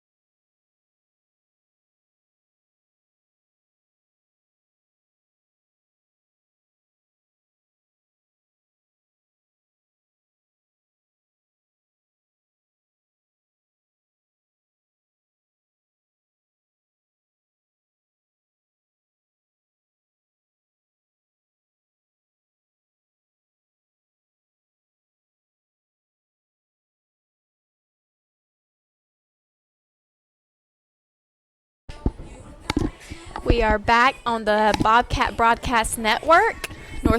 Greenville leads 2-0. And we have Carmen Sylvester back up to bat. Last inning, the Bobcats threw out the runner at second. So we see Carmen again. She's the third baseman for North Greenville today. Here we go, Carmen. She's done a great job at third base, making a lot of plays.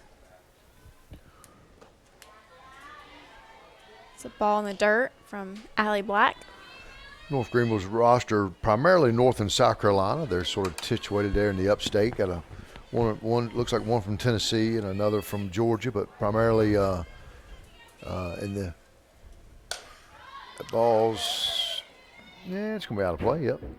I thought I don't know if it hit us or not, but it looked like it was going over the dugout there. We go hit up top here. Did it? Okay, yeah. Oh, it was a baseball. Oh, okay, all right. 1 ball, 1 strike. They tell me baseball was up 1-0 early. Is what is the report I got. All right.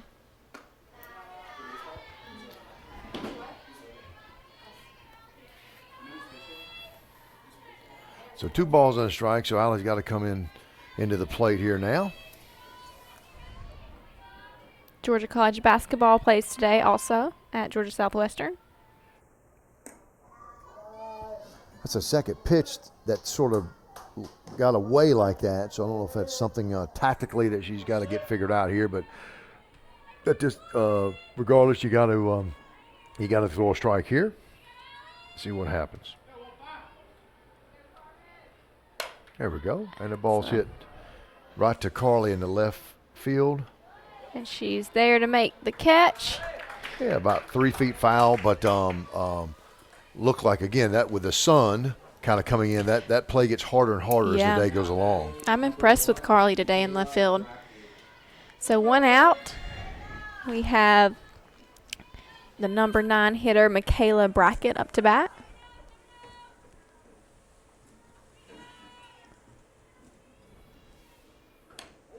It's a nice pitch by Allie Black.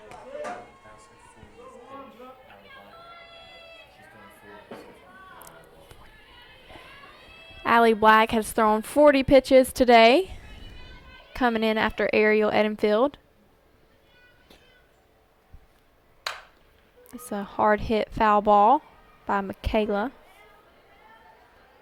Brackett. Yeah, I believe it was last year or 2 years ago, NCAA requirement now, full netting other than the entrance into the dugout because of balls that hit that hard. No balls and 2 strikes here.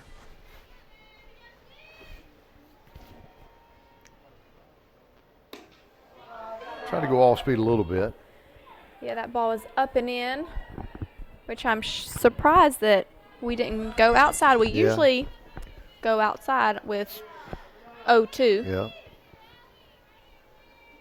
So we'll see where Allie's money pitch is at here because she's getting ready to have to show it to us. 2 balls, 2 strikes. Again, Bobcats down 2-0. Got 1 out here in the top of the 7th. Bobcats with just 2 hits. North Greenville with 6.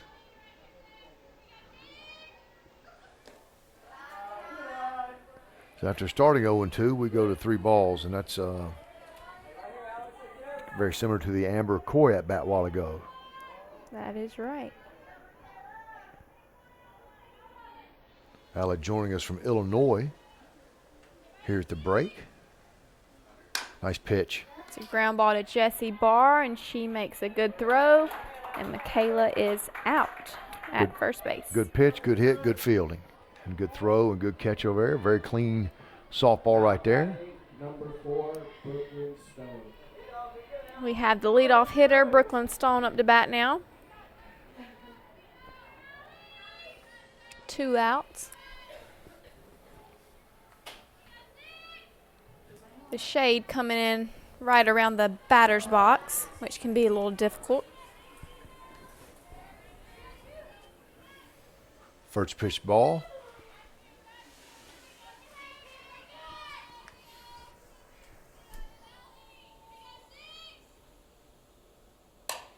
That's a nice hit to Amber Coy, but she makes the play. And that retires the inning. So the Bobcats will come up to bat in the bottom of the second and look to try to score and win the game. So after the top of the seventh, 2-0 North Greenville, and we'll be back on the Bobcat Broadcast Network.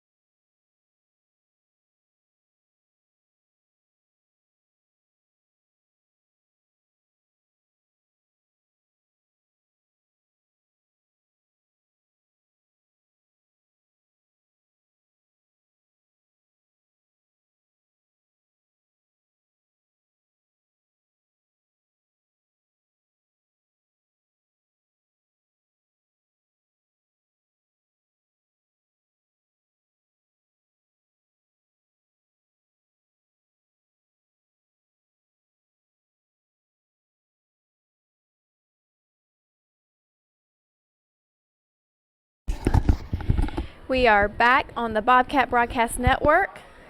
Coming into the bottom of the second, we have freshman number 12, Brooke Locker, up to bat. Bottom of the seventh. Seventh. Yeah, you had second again. You got second on your mind because we man. need a runner on second. That's what we need. That's right. I apologize. Oh. Seventh. Yes. Oh, man. I was giving props to our DJs. We'd take the first pitch for a strike. The song selection was Ain't No Mountain High Enough. And I said, well, it's a pretty high mountain we got to climb. I tell you, with Griffin out there pitching today, she is really pitching a gem. Oh, right back at her. That's a great hit by Brooke, but Jalen Griffin, being a stud in the circle, makes the play. And so 1 out. And Ariel Edenfield comes up to bat.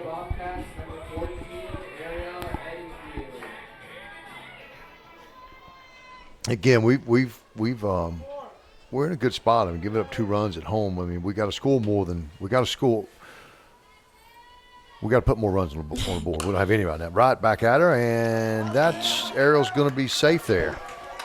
Nice play. I thought it went off the pitcher's glove. It did. And then shortstop was leaning left as well, so just couldn't get it. So that's going to be scored a hit. Yes. I would definitely give that a hit, wouldn't you? Caroline? Yeah. I know what you. Let's talk about that. Well, I'm all for helping the hitters. No, I want to call it right. I mean, yeah. I just to me that was a natural hit, but I don't know. I mean, it did hit off pitcher's glove, but it was a hard hit, so that's going to be a tough one. Yeah, I didn't. We'll let Pat roll that one. Yeah, I didn't think that was catchable, personally, but we can go back and take a look at that. So Haley Howell up to bat. Right now we're just holding it. We're just gonna hold it right there and we'll see. So it's hard to go back and remember how hard it was. Like, I don't know. I tell you what I need from Haley. I need a home run. Right. That's what I need right here. And Ariel will take second on the pass ball. So we are in a good position with Haley Howell up to bat and Ariel on second.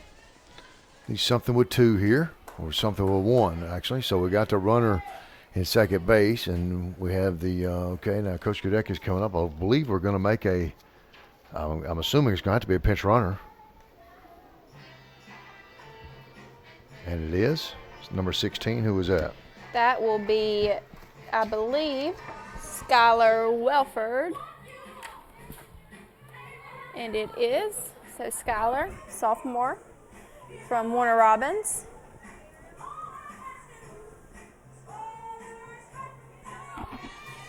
Skylar is pretty quick, so she'll go out to second so that she can score on a base hit.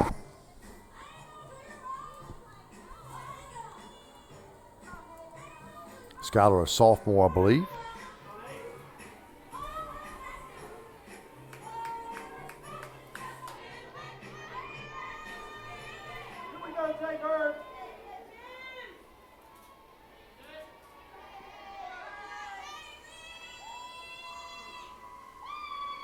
So Haley with a hitter's count at 2-0. Takes one there.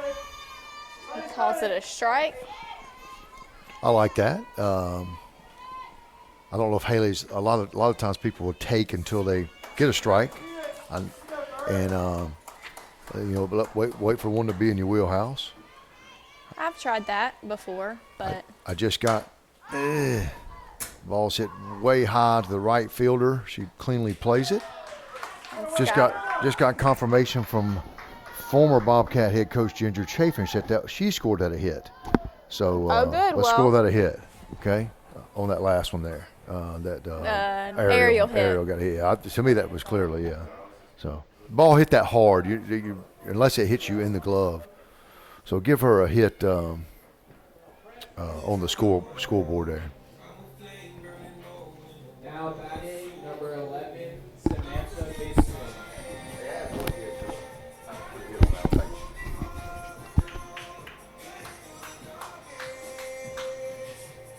So the Bobcats will have 3 hits for today. We need a fourth one bad. Yes. Tell you that. All right. So we got 2 outs, and we got a pinch hitter, Samantha Vinson. She is a freshman.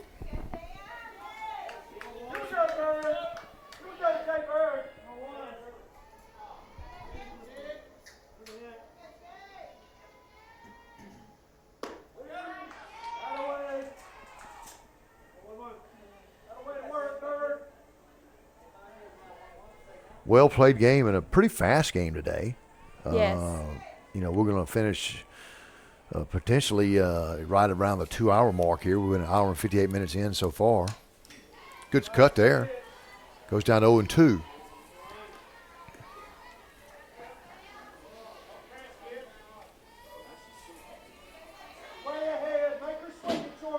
All right, so let's see here if she couldn't stay with that inside pitch, which seems to be her money pitch.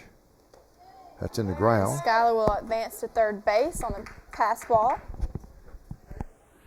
All right. 1 ball, 2 strikes. I think that's the second pass ball this inning, I believe. Unless I'm thinking about the inning before, but I think we moved a runner to second and third, wasn't it? Yeah, okay, yeah. It was this inning. So base hit scores and keeps us alive here.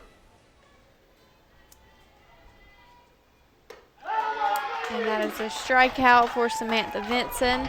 It's a good pitch. I mean, that's a hard ball outside. It's got some break in it. Good pitch. I'll tell you, that's a heck of a ball game. And North Greenville wins 2-0 on 6 hits and no errors. The Bobcats don't score. Probably only had 3 runners get to second or third. Yeah. Maybe. And the last one right there on 3 hits today. So a lot of work to do, but this is a good ball club that North Greenville's brought in here. Very cleanly played game. Caroline, what your observations you got? The pitcher for North Greenville, Jalen Griffin, obviously did a fantastic job holding the Bobcats to only 3 hits today and with a shutout also, no runs. And they also had some pretty good hits in the gaps today. So Bobcats played clean. They just got to get their offense going. Yeah, I mean, I thought our pitching staff did a nice job.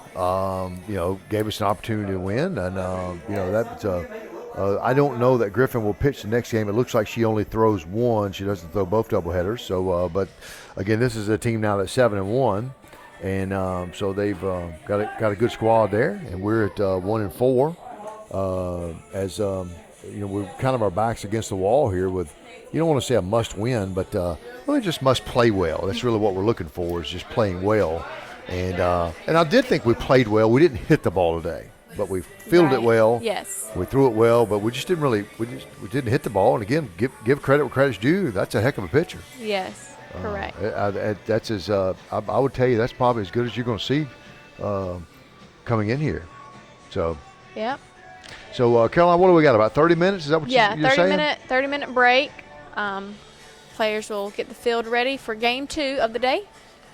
So it's 3 o'clock. I would give you a Bobcat basketball update because we normally play at 1:30, 3:30, but we're moving this one to 3 and 5.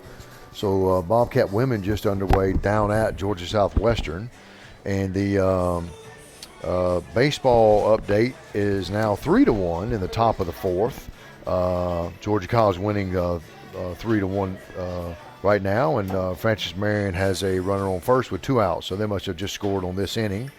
So, yeah, it looks like Francis Marion did score here in the top of the fourth. Bobcats had 2 runs at the bottom of the third there. So, Nice anyway, job. so about 30 minutes. Caroline, take us away. All right. Thanks for joining us for game number 1 at Peter Complex. And we'll take a 30-minute break, and we'll be right back.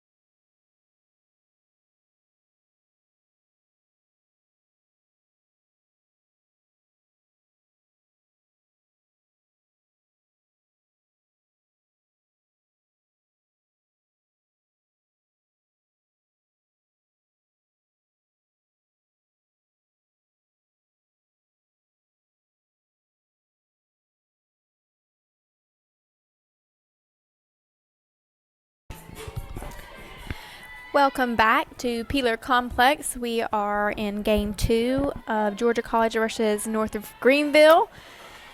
And batting first for North Greenville is Brooklyn Stone. So I'll run through the lineups real quick. For Georgia College, batting first, Amber Coy at shortstop. Batting second, Skylar Welford in right field. Haley Howell at first base, Samantha Vinson.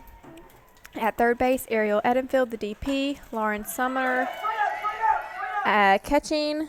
Darby Pinkard in center. Haley Moore in left. And Carly Bean second. And Rebecca Lawrence pitching. And for North Greenville, batting first, up to bat right now is number 4, Brooklyn Stone. Batting second, the DP, Savannah Small. Batting third, Brianna McCrae. And that is a fly ball by Brooklyn Stone to right field that is dropped. So that will be a... Now batting number 19, Savannah Small. So that will go down as an error. And then we have Savannah Small up to bat, showing for a bunt. And fouled off. So after Savannah, we have Brianna McCrae catching, Jenna Hughes in right, Josie Reed at second, Carmen Sylvester at third base, Brooke Wade in left, Carmen Sylvester at third, and Claire Gilmore at first. So that will be a fly ball, and Amber Coy will make the out. So we have one out and a runner at first. Excellent catch by Amber. And, again, good heads up and checking the runner to tag. And then Carla was covering second. But that was a hard ball because she was going in the opposite direction, fighting the sun. That was a hard ball. Yes, it was. How did our first runner get on?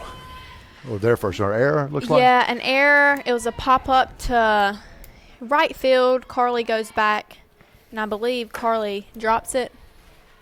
Okay. Okay, got you. All right. I don't know if the sun got in the way or whatnot, but And we got Becca Lawrence making her first appearance of the year. yeah, she's been hurt, so good to have her back.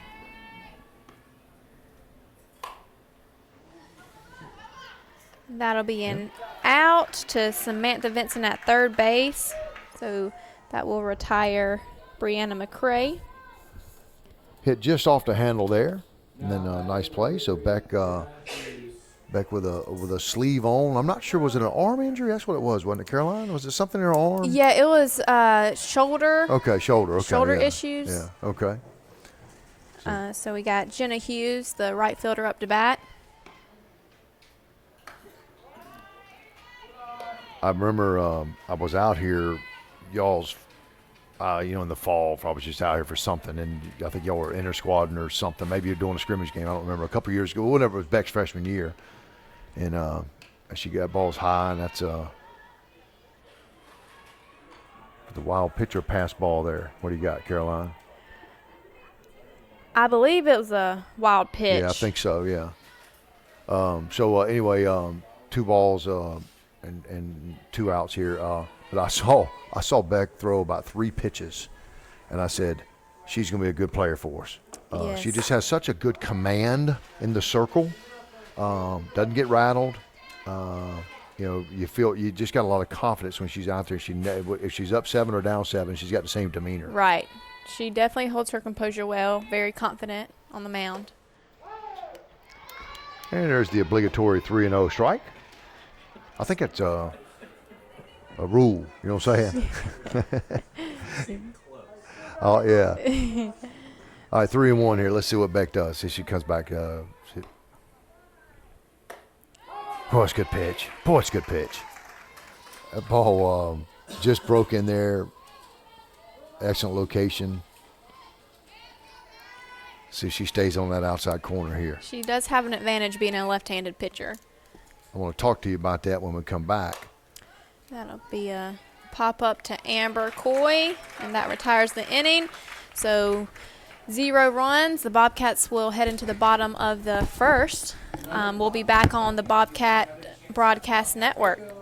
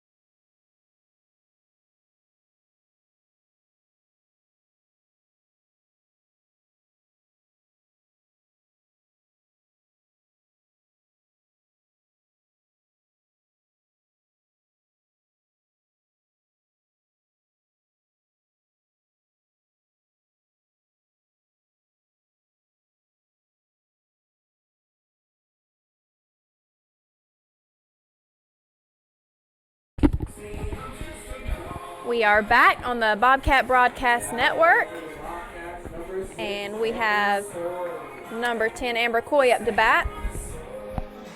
I spoke with Coach Gonzalez in the break, and I said, Coach, that looked like a hard hit, and it looked like it was going to hurt tomorrow. She said it was a hard hit, and it's actually hurting today.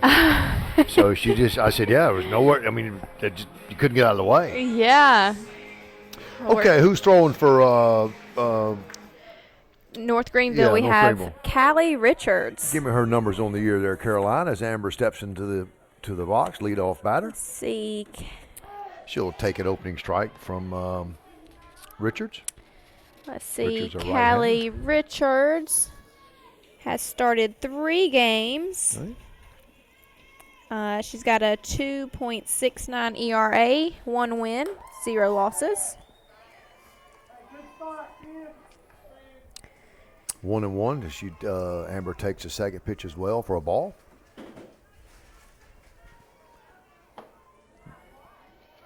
Richard, what year is she? She is a junior. Yep. In Bowling Springs, South Carolina. Amber fouls that ball off to the right side. So 1-2. I was talking to Coach Radecki in between the games, and I just said, I said I just don't have any spark right there. I don't have any oomph out there right now. And we basically have the same team, less you and Sarah Couch, and on that from an offensive perspective, and we scored a ton of runs last year. Ball's well outside, so count goes to 2-2, and so we've only scored what I say 9 runs in 5 games now. So that's just very uncharacteristic of us. So hopefully we can change that here and get our bats going a little bit. And Amber hits one right to the left fielder. Takes about a step and a half up and maybe 1 step to the left. And so for the first out of the inning. So stepping up is now, who's at 16? That's Skylar, isn't it? Yeah. Skylar will be slapping. She's been working on some slapping lately, and I've been very impressed with her. She asked me, how do you think I'm doing, Carol? And I said, I think you're doing really good. It just hasn't found a hole yet. So we're hoping that works out for Skylar. She shows bunt and takes for a ball. Skylar from Bon Air Veterans High School, so one of our we got a good run going over in Houston County right now. Yes, we do. So Skylar right-handed, but moved to. I want you to talk about that. She attempts to bunt there, fouls that one off. Talk about that transition, Caroline. Yeah. How hard that is. I was just about to say that. It is not easy. Okay. It is very difficult. All right. And definitely transitioning at the college level has to be even harder, because I did it my freshman year in high school. Okay. And it was tough, and it takes a while to get used to and get confident in it. But Skylar has done a great job just putting it on the ground and keeping it simple. And once it starts finding a hole, she'll be good. But she's been hitting it, putting it in play, and that's all you do is a slapper. So she slapped that one foul, so 1-2, and as she with one out here, let's see what she does. Here comes the pitch, and she strikes at it, strike out. So yeah, that was a nice changeup. that was a changeup. Yes, by Callie Richards. That was awesome pitch. So can a slapper like you? Did you slap and hit for regular? You know what I'm saying? 'Cause I did. I don't remember you slapping as much as I do you hitting doubles. Yeah, I came in freshman year slapping a whole lot more, and then made some adjustments. Started hitting away just to try to change things up and get good at both. And once I'm one that if I'm slapping good, I'm gonna stick to that until it doesn't work. Or if I'm hitting, I'm gonna keep hitting until it doesn't work. So I started hitting, and it was working. So I kind of stuck with that, and I kept slapping in the picture, more so to try to just show the footwork and show that I could do it to mix up my defense. Haley swung at the first one, missed it for striking, and hits that one about a foot past the third base bag on foul. So she's 0-2. Told Haley she got that first hit, so now Minnie are ready to come for the rest of the year. So Haley, outstanding player for us for her first years and a better person. Yes, she is. Just really fine. I can't remember what her major is. She's exercise science, yeah. and next year she will be a senior, but getting her master's degree. Yeah, so she'll graduate here in 3 years, which happens a lot. I think Becca Lawrence is doing the same thing. Right. Headed to law school.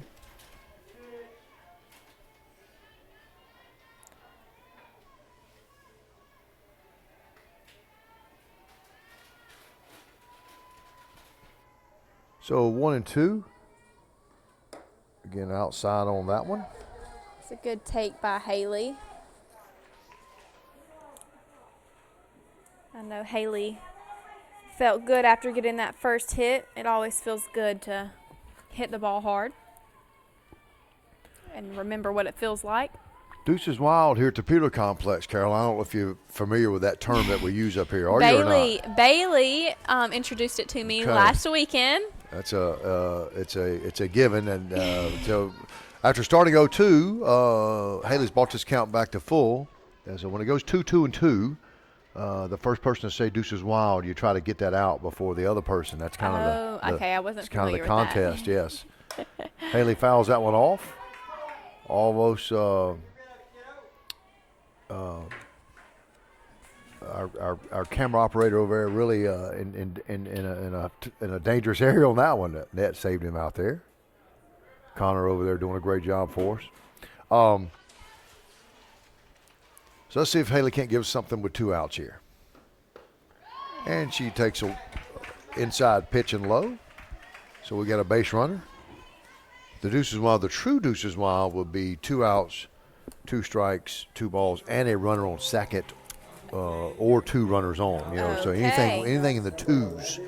If the batter's number happens to be 2, that's even better. You know, All right. Multiple layers in that area. Okay. I remember that. So Samantha Vincent, a freshman up who pinch hit, I believe, in the last game finish out. Freshman out of Jefferson, Georgia, just up the road. And hits that ball hard. Oh, man. That was a nice hit by Sam. Just to the warning track. Really another 6 inches, and that ball gets through, and Haley scores from first there. So, but an excellent play as we head into the after 1. We have no runs for either team, North Greenville or Georgia College. And we'll be right back here on the Bobcat Broadcast Network.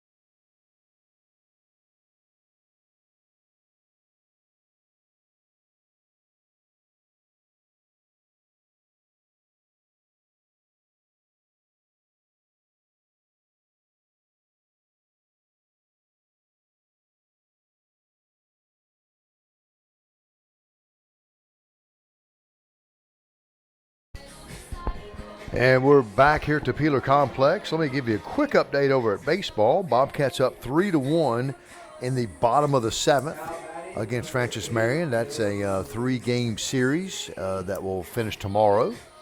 And I'll give you a women's basketball update here as soon as I can get that. And meanwhile, North Greenville, Josie Reed is up to the plate. Josie is a sophomore out of Sumter, South Carolina, as she takes the first one for a ball. Bobcats down 28-16 at half at Georgia Southwestern. So Bobcats hoping we've struggled scoring, and appears to be the same scenario today. Becca, tell us a little bit about Caroline. Tell us about Becca facing her. What does she do well as a pitcher?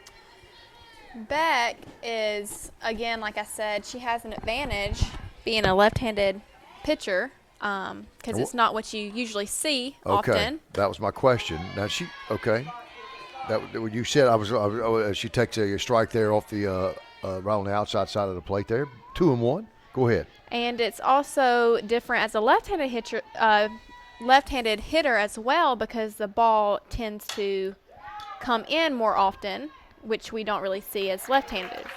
Nice play by Behan there. It was really kind of a difficult play. She had to make a good movement to get it. It's kind of a short hop, speedy runner, and got everything done in time there. Carly back at second. Haley Howell moves to first base. And we have Claire Gilmore up to bat. Oh, my. Boy, that was a hard hit ball right at Carly. Jeez. So Carly seems to always get those kind of hits to her. that ball was hit hard. That hard, not almost as hard as the ball that hit Coach Gonzalez a while ago. Right. So batter's Brooke Wade, number 11, a senior out of Greer, South Carolina. Brooke playing left field today. So Beck, the other thing I noticed, she has a lot of movement on the ball, and I think that's typical from left-handers. Yes, is that correct? she does. She does have a lot of movement. Yeah, and I would say throws hard, but not not 65 or 70, but throws hard. Right. Yeah. Right? Well, her movement makes like her speed look faster than it actually is, but. Beck starts off 2-0 here. Beck has been throwing, has gotten up to around the 100 pitch count in practice now. So we're could certainly easily see a full game from her today. Of course, she'll dictate that depending on how she feels. Got behind here, 3-0. Let's see if that take. Rarely do I see anybody swing at 3-0 either, Caroline. I'm assuming almost everybody says take there. I believe so. I haven't seen many people swing with 3-0. The one person that I mandated that they swing was Abby Leroy. I said, Abby, I don't care if it's 42-0, you swing at that ball, okay? Right. And that ball's just on the outside. Okay, so first base runner there for North Greenville, and looks like Carmen Sylvester. Carmen Sylvester, yep. I'm sorry. I couldn't read your writing. It looks like a G. No, the 5 makes that look like a G. Sophomore out of Sumter as well. I believe I've read Sumter a couple of times today, and I have indeed. I'm assuming that Josie and Carmen were teammates there at Thomas Sumter Academy. She hits one well foul, probably almost to the baseball field. It does hit the fence over there. Carmen has definitely shown her power through the foul balls that she has hit today. Yeah, what's her? What do you got statistically on her? She got any home runs or doubles? I'm sure she does. Carmen has 1 home run. Yeah. 7 RBIs. Yeah. So. Got to have some doubles in there. No doubles. No doubles. Okay. 1 and 1's the count. We got a runner on first, and 2 outs.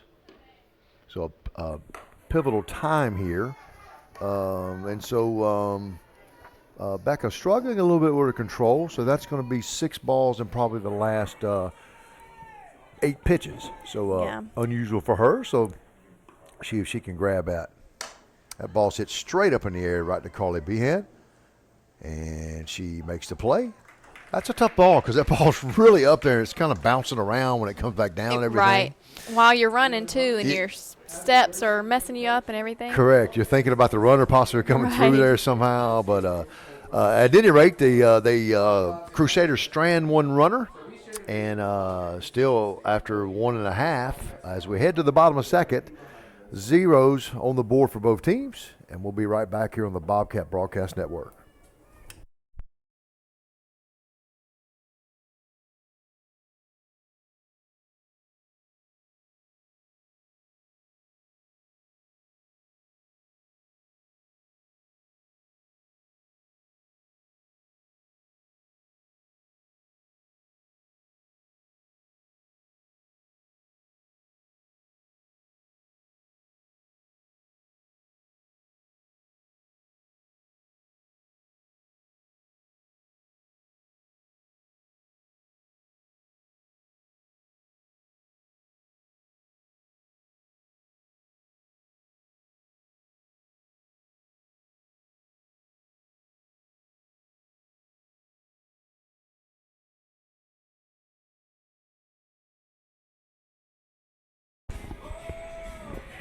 And welcome back to the Peter Complex. As we head to the bottom of the second, I was just commenting that the pitcher there, Richards, has some good movement on her ball as well. So should be a good battle again. Ariel Eddingfield comes to the plate and batting in the fifth slot, and she is the DP for this game. Ariel's also can hit for power, hit for average. Good ball player. She is. She is an athlete. We were commenting last weekend. Ariel's sister is quite the ball player as well. She is an athlete. She's 8 years old. I was going to say, I see her out here running around all the time. Always. She is playing some kind of sport. I told the fans last week, she definitely gives Ariel a run for her money. As she fouls that off as 1-1, Connor's in a hot spot over there today. I don't know if you can communicate to him, but he keeps balls keep going at him, and he's doing a good job over. I don't know if he can hear me or not, but he's doing a good job over there. So Ariel fouls that one off. See if we can't get the lead runner on. That's always pivotal. Typically, if that lead runner gets on, they end up scoring. Ball high and just out of play. Talking about kids running around, the shortstop for the Braves there, Swanson. His sister played here, and he would do the same thing. Ginger was telling me that ball, another ball over there. Connor really, he needs a deflector up there. But she said if that ball would hit, he would throw that ball against the dugout and field it 1,000,000 times during the game. Wow. So he's doing a good job for the Braves here. Yeah, I did not know that. I believe they start playing here. Oh, that's a heck of a pitch right there. Man. My goodness, that froze me up here. That's a good pitch. That was a good pitch. Inside, maybe a fraction off speed, and it just kind of froze you right there. It was. Give credit where credit is due. As number 18, Lauren Summer, who I believe is getting her first start of the day. I don't believe she played in the first game. No, she did not. Freshman. A lot of freshmen on this squad. A lot of freshmen and sophomores on this squad out of Loganville. That ball. And that is a shot. I believe that was gone. Wow, that is Lauren's first home run. Yeah, how about that? Wow, that is an exciting moment. Lauren Summer. Nice. That ball was probably 3/4 of the way up the netting. And excellent memory there for Lauren Summer and her first home run. So, Mom and Dad, if you're here, enjoy it. If you're on the broadcast, go back a little bit and about the last 25, 30 seconds and see it again. That's fantastic. Boy, that ball was hit hard. So, Bobcats score first this game. Now, Caroline, I believe that may be the first time we've said that this year, that we scored first. I could be wrong on that. We may have scored first against Shorter, the game we won. So that may be the only game. But boy, that ball was hit hard. What do you got on Lauren? What's the scout report on Lauren? I mean, no, who just hit it for us? What do you got? What are you seeing from her? Oh, As I've Darby Pinkard now comes to bat. Her swing looks good. She looks right. powerful. I haven't seen her too much. She's obviously a freshman, so not too familiar, but clearly has some potential and can bring I believe the Bobcats some help. that's the first Bobcat home run this year Yes. as well. It is, I believe. 2-0 to Pinkard, sophomore out of Ackworth, Altoona High School. Good pitch there. She wanted to swing at that one, kind of shaking her head now. I think she wanted to, but it kind of got through there. Darby is our center fielder today. Made a great play last game, a diving catch. And that's a 3-1, another ball there. So let's see if this is one of those pitches, Carolina. If it's 3-1, if it's not in your wheelhouse, don't swing. Right. You know, you got another pitch here. So let's see what the Darby does here.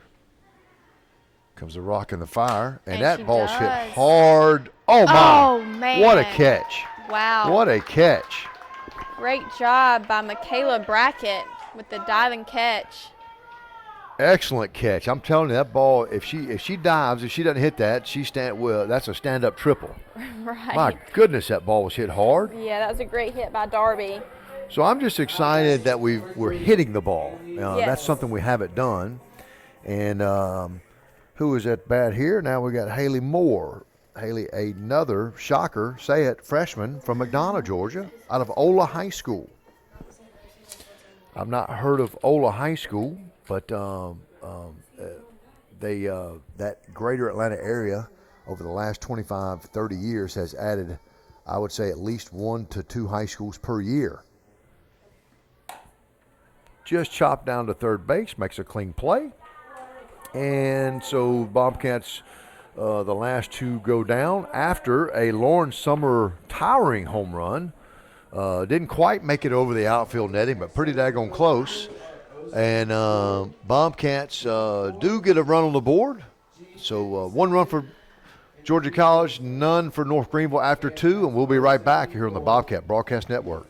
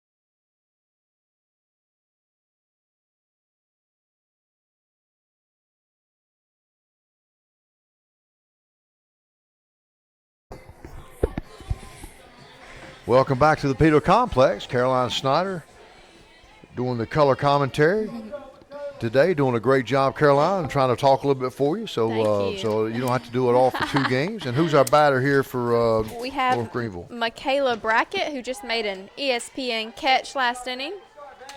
Yes, she Center did. field. That was a heck of a play for Brackett there. What numbers you got on Brackett? What's she hitting for the year coming into this game? They're 7-1 coming in, so they're 8-1 for the year now. Yeah, she's got 3 RBIs, 4 runs, a double. She's got 3 hits. Okay, all right. Yep. So we are probably around the 8-9 in the lineup here, and Brackett hits one straight up, and Behan will take this one. Sounds like a similar play to the first inning. Right. Was that almost identical, if you will? It was. Yeah, okay. So.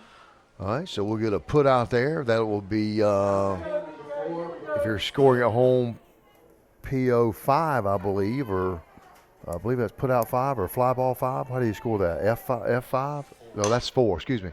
Ball hit hard to Amber Coy, and that's nice. I believe that is 2 pitches and 2 outs, or maybe it's 3 pitches. I think the first 3 pitches and 2 outs. Yeah. Always a good inning. So let's see if we can't do that. So if you're the North Greenville here, you're saying, hey, let's make the pitcher throw more than a Right. couple of pitches. Okay. And we have Savannah Small, the DP, hitting. Savannah wearing number 19 and actually has her hoodie on because it's a little cool down there. If you're not in the sunlight, it's actually pretty cool. So as the sun goes down, starts to head that way, that's what we're seeing. Oh, nice pitch right there. Yeah, nice cut too. Savannah just missed it. Ball kind of tailed in, had some movement on it. It was just about letter high. Boy, it's hard to stay away from. Good. Comes right back inside there, a little low. 2 balls and a strike with 2 outs. So 3 pitches here. So 3 to the first 2 batters and 3 to the third batter. Let's see if Beck can't get this done right here. That ball's hit straight to center field. And Darby takes a step back, maybe about 4 steps. Fielded it cleanly. A very spongy outfield out there Yes. because of the wet. You can see on the camera there where it's, we've got some sand out there and everything. So we just have so much rain. But Darby does a great job. And Bobcats in 7 pitches get 3 outs. We'll take that one. And as we head to the bottom of the third, Bobcats up 1-0 over North Greenville here on the Bobcat Broadcast Network.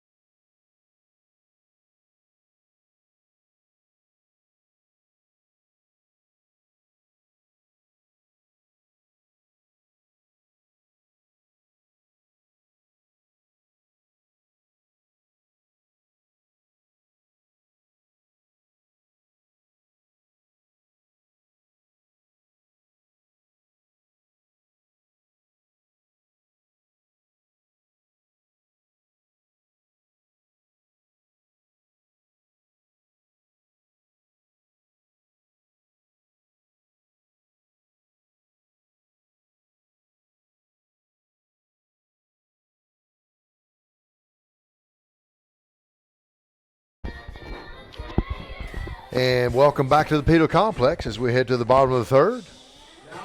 I want to thank our awesome student-led staff today who's running this entire operation, and it looks fantastic. Thank you for joining us on YouTube here on the Bobcat Broadcast Network. As Carly Behan comes up, or Behan, I apologize. Carly was in my office, and she's a sophomore out of Cumming, Georgia, West Forsyth. We have a lot of students out of Forsyth County. I notice also Kelsey Shells from there.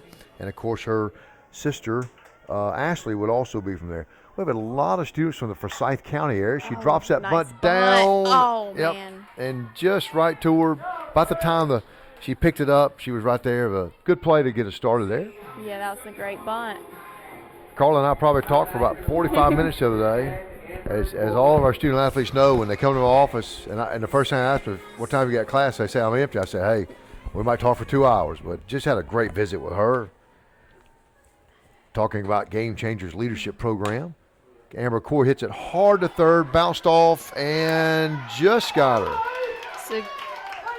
So Way to recover by Carmen Sylvester at third. Ball was hit hard, bounced up off of her shoulder, was able to feel it off the ground and just get cored by a step there. As Skylar Welford comes up. Now, Yes. I'm going to say something here that I said last inning. That's 2 batters, 2 outs on 2 pitches, Caroline. Make it 3 for 3 man. if they get her here. Yes, they did. They not Okay. bad bunting. Yeah. That was a great job. It was. It was. But you got to make your pitcher work. Yes. That inning lasted about 47 seconds. And that, as the game goes on, we don't need to be scared to take a pitch once in a while. Is all I'm Right, saying. Okay, right. that was inning was too fast. So I tell you what, we'll be back here. The break is going to take longer than the last inning was. Last half inning was. We'll be right back here on the Bobcat Broadcast Network.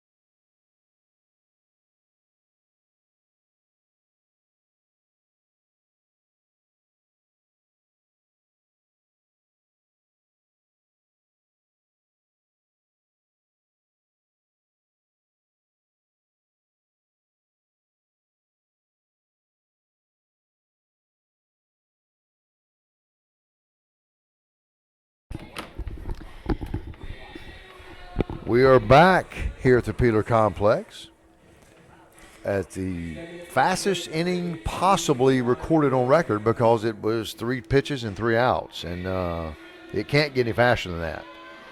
So that's what happened, and We now have number 18, Brianna McRae, the catcher, up to bat for North Greenville. Brianna is sophomore out of Simpsonville, a Man High School.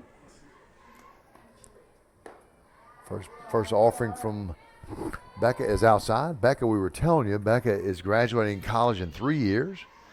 She has a perfect 4.0, and she will be headed to law school here in just a bit. Yes, we have a lot of smart Bobcats on this team. Yes, we do. A hard hit ball into the, looks like maybe the bullpen pulled that hard, so 1-1. We do. Jesse's graduating in 3 years, and Beck's graduating in 3 years. And I want to say we had somebody else, but I could be wrong on that. We're able to bring in a lot of credits at high school now with advanced placement, have you? Yeah, the dual enrollment. Dual enrollment, yeah. Yep. Did you dual enrollment? My high school actually didn't offer it at the time, so I did not. They are offering it now. Okay. So, but because I did the bridge program, I got some credits coming in. Yes, you did. 2-1, balls up high, 3-1. Our students in the audience here, all 1, 2, 3, 4, 5, 6, did anybody do dual enrollment or AP classes that transferred in? All hands go up, okay? 4 out of 6. Yeah, 5 out of 6. So great thing that we're doing here in our state to allow folks to get the extra credit. So, and this is a first batter walk. Yes. And that's usually not good. So we got Jenna Hughes up to bat. Give me the numbers on McRae on stolen bases. Do we have any speed over there? Let's we're see. looking here as Hughes comes to bat. McRae. I'll go ahead and tell you. I'm going to go ahead and predict this. We're going to have a bunt here. And we do not. First pitch offering is Here we go. Is a ball outside. No stolen bases or attempts. Okay. So let's see if so we're probably not going to be stealing here, but let's see if we bunt the runner over here in this area. But and there it goes, and it's popped up to the netting. And so 1-1. So trying to move that runner over, that's almost a given, particularly in a 1-0 ball game here. And with no outs as well. So the corners are. So does that change anything from the pitching? Am I calling a different pitch now, anticipating a bunt or not? A lot of times you can throw up and in on the hands if you know someone's bunting. Because if you throw it high, it's easier to pop up the bunt. That ball was inside, and she hit it down in between the third base coach and the third base bag. So we're 1-2 now. So we will not be bunting, I assume. Well, I tell you, if you do, you got a lot of confidence in right. that. Yes, the bunting. So swinging away here, 1-2. Ball, great off speed by Beck. Really, the batter almost went for that, Caroline. I mean, she did. She wanted it. That is, and it's so hard to stay off of, you know? Yes. You were talking about Arrow. You said she's got a great changeup. She does. Her changeup is awesome. That ball's hit hard, and it's out of here, but it is foul. Just stayed in. It looked like it was going out. Yeah. So 2-2 with a runner on first, a tying run on first base there. So now both pitches that have been inside, she has hit well. Let's see where Beck places this ball at. Outside, leans at it, right to Carly. She's going to get the lead runner at second. And threw it past. Oh, yeah, threw it. The pass was Amber threw the ball over Haley. Not far enough to where the runner could advance. Yes, she did stay put. So 1 out, got their lead runner at second base. And Josie Reed, sophomore out of Sumter, again our Thomas Sumter Academy connection. And see if they're going to bunt her over or if we have any stolen bases out of our runner over on first. Jenna Hughes has 1 stolen base and 1 attempt. So the number 5 hitter, I'm going to guess we're going to go ahead and swing away here. Now, they did try to bunt a little bit on the number 4 hitter, but I'm going to guess we're going to go ahead and swing away here. We are defensively playing in for it as that ball's high, so 1-1.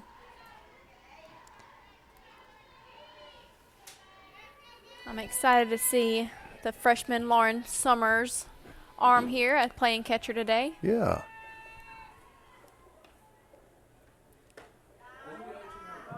Just high and outside there. Kind of a quick update over at baseball now. 2 outs in the top of the 8th, but bases are loaded by Francis Marion. And Bobcats still up 4-1. We're up 1-0 here. 2 balls and a strike. Back with the delivery, and that ball is going to be fouled. There's been a lot of foul balls over in that dugout area today. So count at 2-2.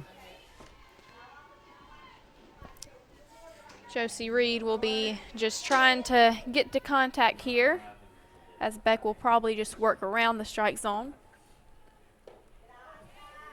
Low to carry the count to full. So nowhere to put the batter. So ball's going to come. It's a hitter's count here because the ball, you're going to see a strike. Nope, and it's low. And Becca, a rare sign of frustration, kind of popped her glove as she caught the ball back. She disappointed herself that she was had a 2-strike count there and couldn't close that one out. So Haley, or not Haley, Lauren's going to go out there and talk to her.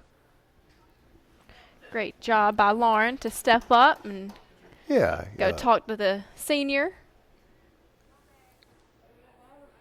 So if so now the batter, number 20, Carmen Sylvester. So now Bobcats in a tough spot here. Sylvester, what kind of numbers you got on her? She's got 1 home runs and 7 RBIs. She is okay, and that's going to be a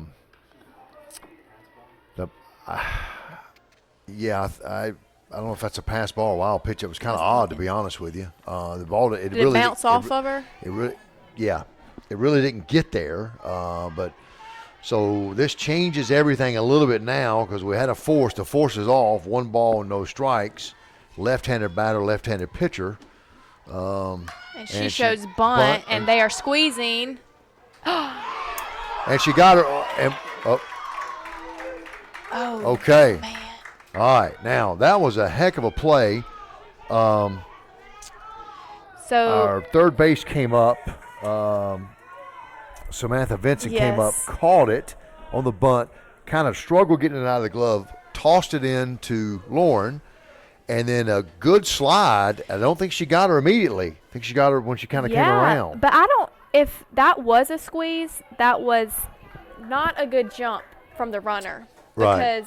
Because Lauren had the ball waiting for her. Yeah, there appeared to be a little bit of hesitation there. So, nonetheless, let's set the scene. We're now got 2 outs and second and third, and a strike 1. With so we got out of a jam, but the jam is not over. So that was a wild play right there that could have gone in a lot of different directions. And excellent slide there by North Greenville's runner. Getting in, and that was a really close play. And it of course, the umpire's right on the call. It was it appeared either way here, but of course we're a lot further away. A ball and a strike, 2 outs. Oh. Brooke Wade is batting, the left fielder. She is the senior, one of the 3 seniors, I believe, on the team. 2 balls and a strike. Back to Lawrence in the circle.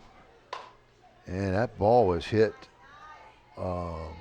really hard. Boy, she got around that ball. It almost hit Coach Kradecki there in her clipboard. So we got a Deuces Wild here at the Peeler Complex, Caroline Snyder. And again, with 2 people on, this kind of becomes a true Deuces Wild, if you will, one of the scenarios. So let's see if Beck can get out of this jam here.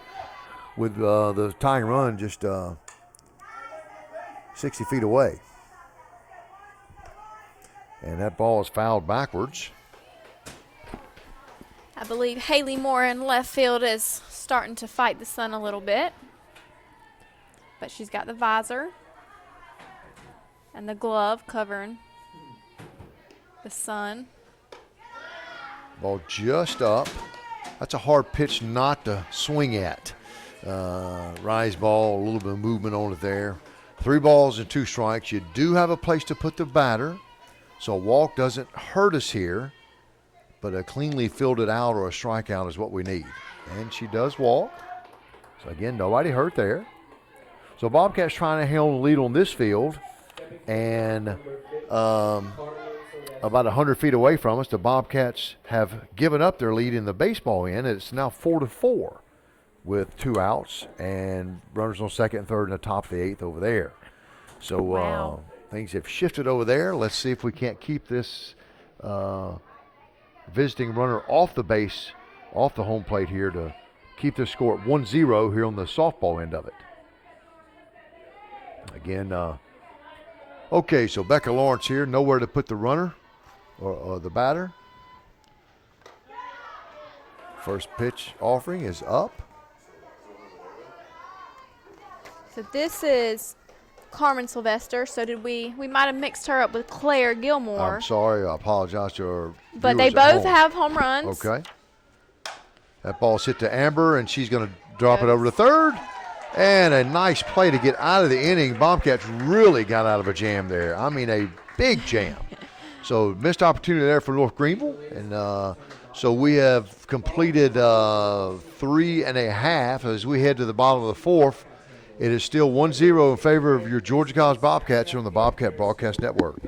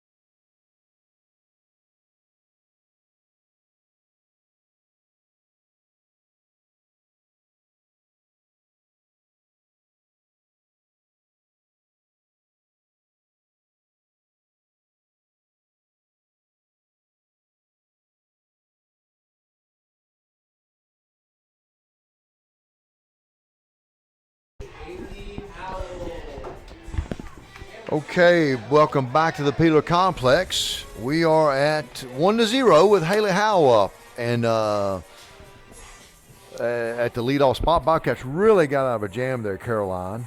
And so let's see if we can't take that momentum.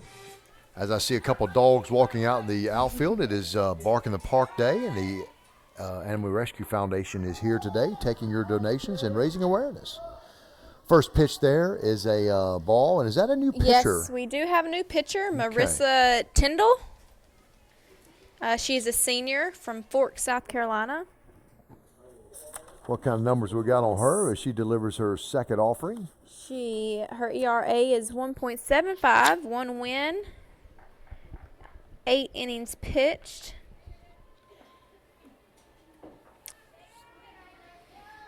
All right, so Marissa's second offering went in the dirt there, so it's 1-1, and Haley Howell at the plate here. Bobcats lone hit and score. That ball well foul, but well high, and would have been out had it been in fair play. The only hit we've had was a home run by Lauren Summer, and Haley Howell is now with a 1-2 count.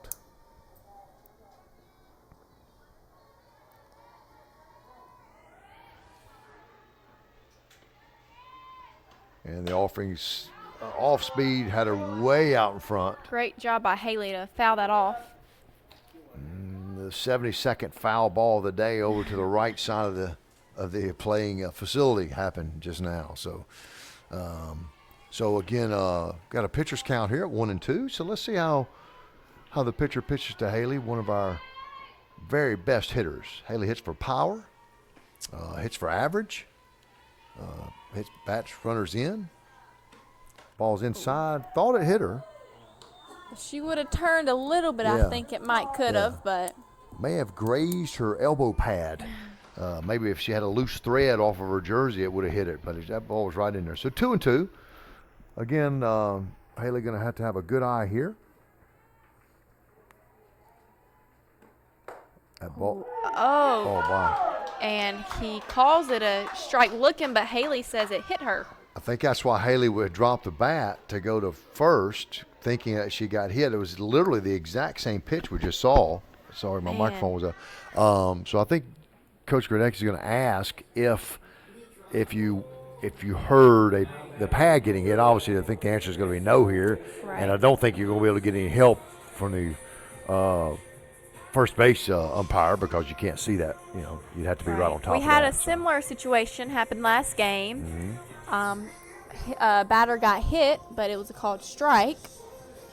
So I guess if he called it a strike, then it doesn't matter if she got hit. That's right. Or not. Yeah. That's nonetheless 1 out as Howell, and so I'm certain that whether it was first offering, there's a ball, whether it was. I'm certain she got hit. It just very difficult to hear that, see that, because it just kind of grazed her, if you will. Because she wouldn't have gone down there. You know, that's if you know Haley's character, you know Yes. that's for sure. So that ball's hit straight up and caught on the on-deck circle, on-deck mat. So Vincent hits that ball, and she is out with a foul ball to the third base. I believe third base caught that. Yes. You know Haley's character. You know Sylvester, that yes. for sure. So that ball's hit straight up. Heading field caught up to on the on-deck circle. Ariel pitched last game. Did an excellent job.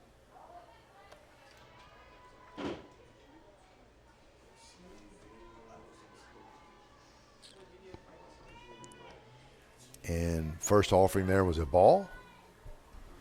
So new pitcher's come in and done a nice job. That ball's fouled right back at us. So still, Bobcats still in trouble next door to us here. Bases loaded, 2 outs, so 4 all. So not the first runner came in or new pitcher came in and walked a runner as well. So 1-1 here.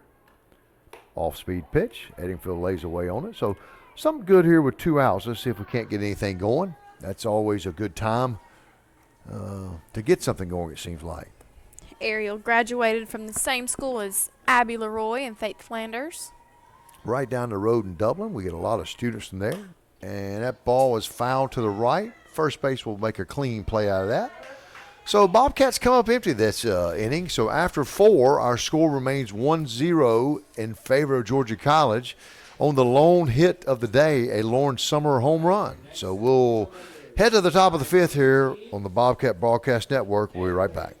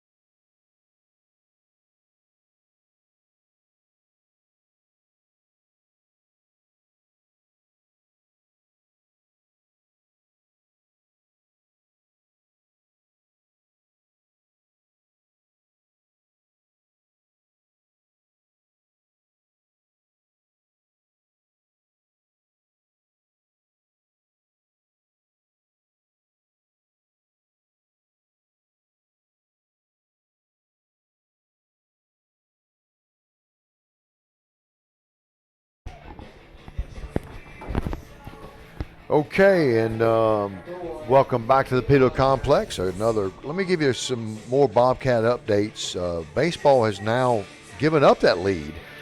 Now have given up 4 runs in the top of the 8th to go from a 4-1 lead to a 5-4 deficit. Women's basketball has made a nice comeback, has it to within 5 with about 2.5 minutes down at Georgia Southwestern. And here Rebecca Lawrence delivers her first pitch as a strike. Michaela Brackett up to bat, the center fielder. Off speed there. Now, that's not a changeup as much as an off speed there, Caroline. Is that correct? I don't think that was a changeup, but I mean it could have been. Okay. But there's a difference between a changeup and an off speed. Yeah, there is, but there's also different ways and different changeup speeds you can throw as well. So it could have been, a fast change, like a faster changeup. Gotcha. 2 balls in a row, so 2 balls and a strike.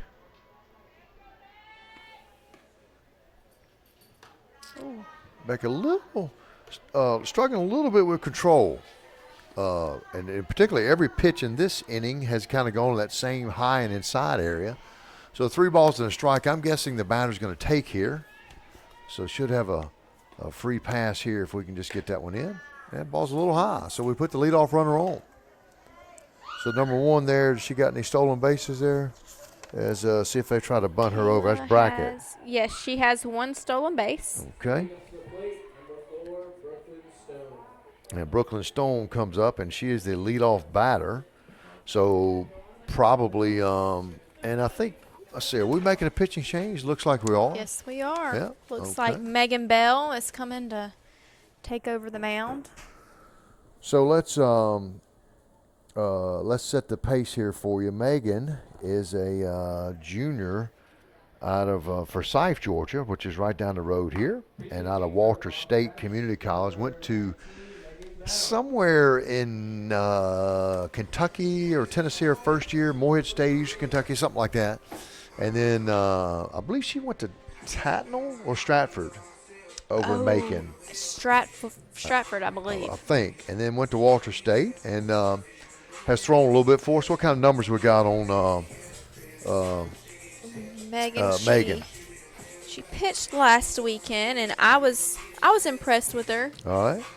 Megan has thrown 2 innings for us. So and at this point we'd only played 24, so very early in the season. But in those 2 innings, she gave up 4 hits and 4 earned runs. So she got hit pretty good. I don't know who that was against, if that was in the same game or not. And but we'll see. Comes into here with a good spot and a good job there by Becca Lawrence coming in her first action since her surgery last year. And Megan Bell is also one who is just recovering from injuries. Okay. So she had an arm injury, I believe, and then hip issues as well. So a common theme amongst the Bobcat pitching staff, injuries. Right. And the runner goes, and she is safe. She's safe. Got a good jump there. She did. Good speed. So now does the bunt stay on? I'm going to guess it does stay on. I would think so. Yeah. There's nothing wrong with moving that runner over. Yeah. With a sack bunt here. So Bell comes in, lead runner throws a strike, and runner goes to second on a stolen base. Good throw down there. She's got a real good jump. Nice and she bunt. does bunt. And the nicely fielded play and throw over to first. Did the catcher make that throw, or did Vincent make that throw from third? I don't recall, to be honest with you. I was sort of got caught up in it. I think it was Vincent. Yes. It was a very nice bunt. She was almost safe as well. Nice bunt. Outside of the infield. And the put nicely fielded play and throw and a fly ball deep enough will do the same thing here. So Bell now with 1 out and a new batter, the second batter in the lineup, Small. So Bobcats 60 feet away is that tying run. That's the second time today that they've had somebody on third. with the potential to score here. First offering was a ball. Fouled back. Just to the right side here at the overhanging net. Ball and a strike here.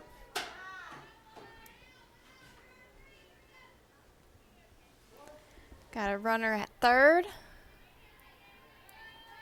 And North Greenville is down by 1, so they are looking to score this runner with 1 out.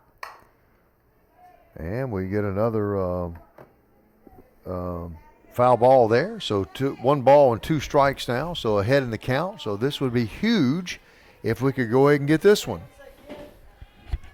Baseball continues to struggle left, cannot get out of that inning, now down 7-4. So giving up 6 in the 8th inning there. So right here we're trying to keep that tying run 60 feet away with 1 ball and 2 strikes to deliver from Bell's outside. I'll tell you the small thought about it for just a minute. The ball was well outside, so 2 balls and 2 strikes.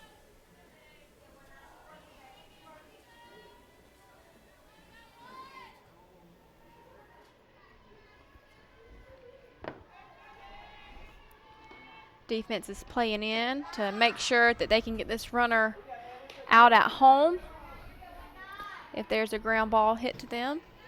So I believe that is what they will do since they are only down by 1. Off-speed pitch there.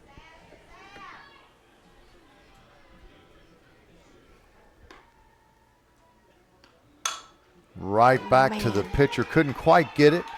Clean base hit up the middle. So the game's tied here. And really, by that lead runner getting on with good speed there, North Greenville certainly did their job. Had a stolen base, had a bunt over, clean base hit up the middle. Yes, so that's an RBI. So the game's tied here.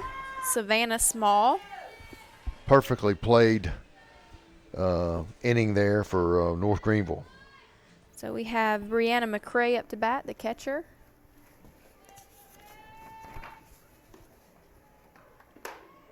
Ball got away a little bit inside. I thought it was actually going to hit the batter. So McCray, the third hitter in the lineup. So going to hit with power and average. It's usually where you stick your best hitter. And she leads the team in RBIs prior to today's series with 9. So quiet bats today for the Bobcats. Just 2 hits, 3 hits in game 1, just 1 hit here in game 2. Of course, quiet bats on both teams, quite honestly. I think North Greenville had 6 hits in the first one and 1 hit here. So it's a kind of a if you get a base runner on, can you get them over kind of deal. 3-0. So Bobcats and Summer is going to go out and talk to the pitcher. 3 straight balls there from Bell. So the take sign will be on all the way here. Brianna McCray does have 2 home runs, so Megan Bell might need to take that into consideration. So again, guessing we're going to have a take here, and hopefully we can get the obligatory strike that seems to happen quite a lot in this scenario.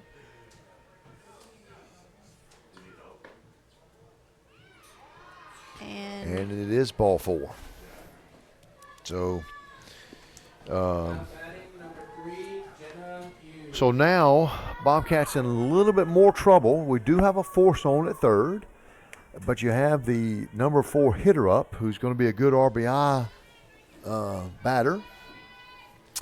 So, precarious situation here for Bell. Here comes the rock and the fire, and it's just a little bit low and outside. 1 ball and a strike. 1-1 here in the top of the 5th. North Greenville threatening with 1 out, runners on first and second, and the number 4 batter.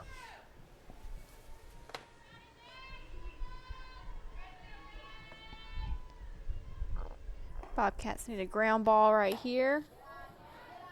Just a little bit outside, trying to play with that again. That's right on the chalk line. Yep. So, quick update: Bobcats baseball did get out of the 8th inning, but gave up 6 runs, so down 7-4. We'll give you a basketball update here as well, as Bell starts with a 2-0 count. Make that 3 balls in a row.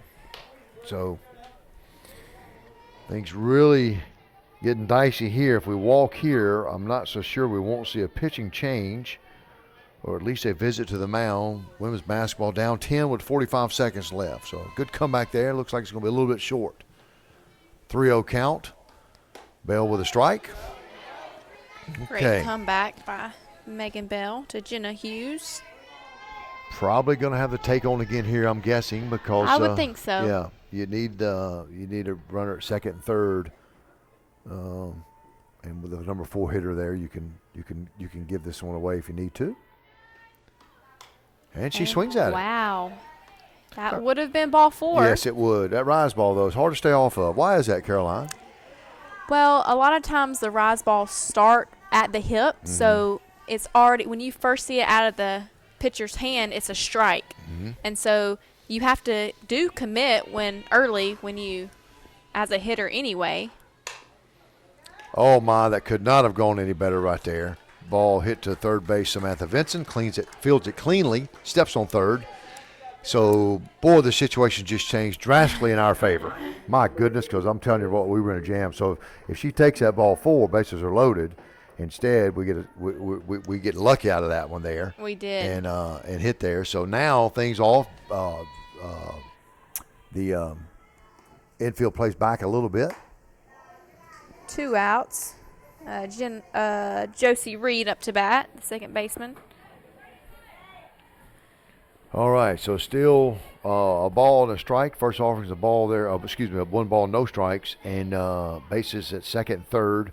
But a base hit probably gives North Greenville the lead, depending on where it's at.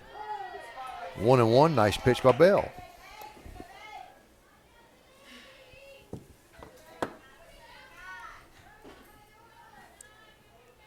One and one. Runners on first and second. Here comes the rock and the fire from Bell. A little bit off speed. Got up and away a little bit. 2 balls and a strike. Batter for North Greenville is Josie Reed. North Greenville won the first game today. Bobcats trying to salvage a split. And this our 5th and 6th games of the year, all at home. That ball got away. That's going to be a pass ball. Ball hit the mitt and then hit off of the shin guard. So 3-1. You may have a take here to load these bases, which doesn't hurt us. A walk doesn't hurt us. A hit does here, certainly. So now the go-ahead run, just 60 feet away.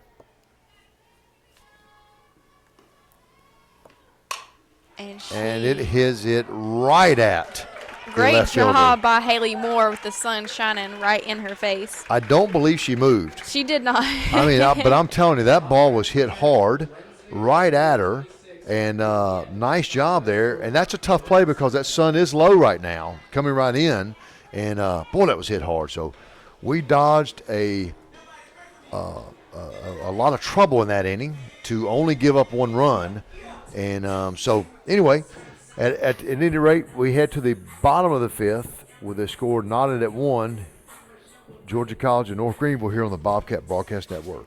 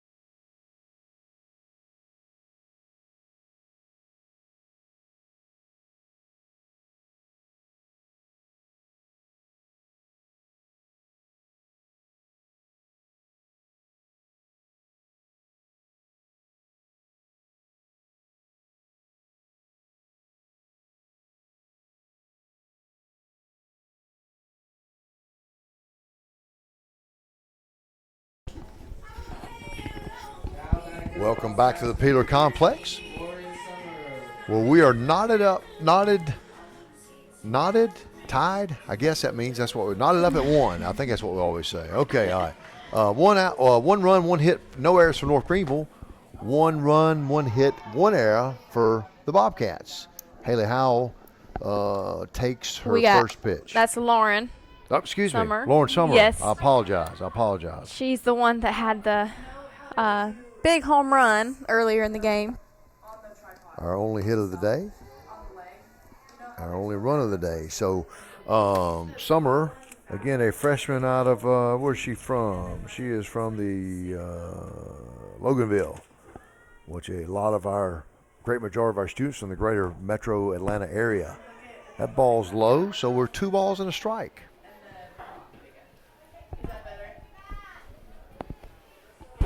Our student athletes, very similar makeup to our student body, almost identical.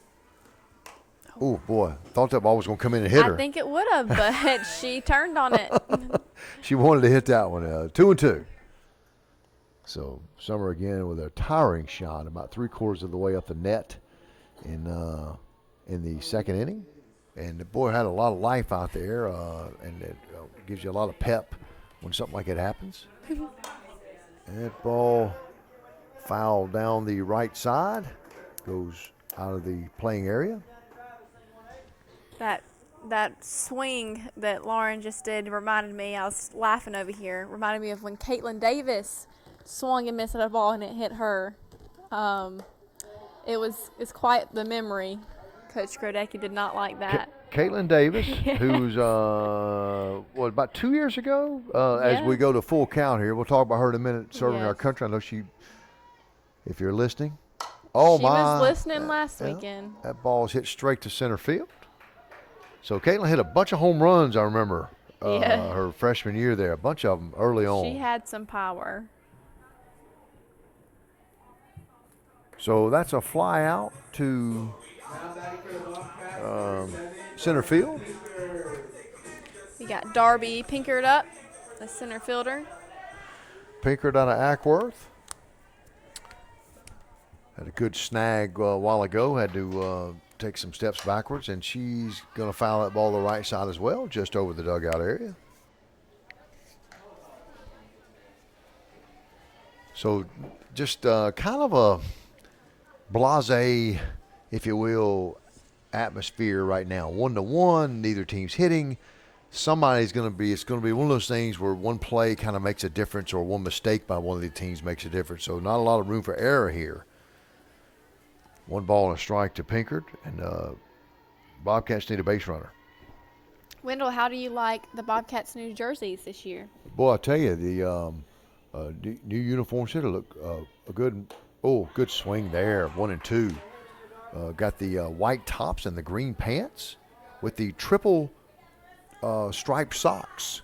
I noticed that seems to be a new fad, these striped socks like that I'm seeing more of.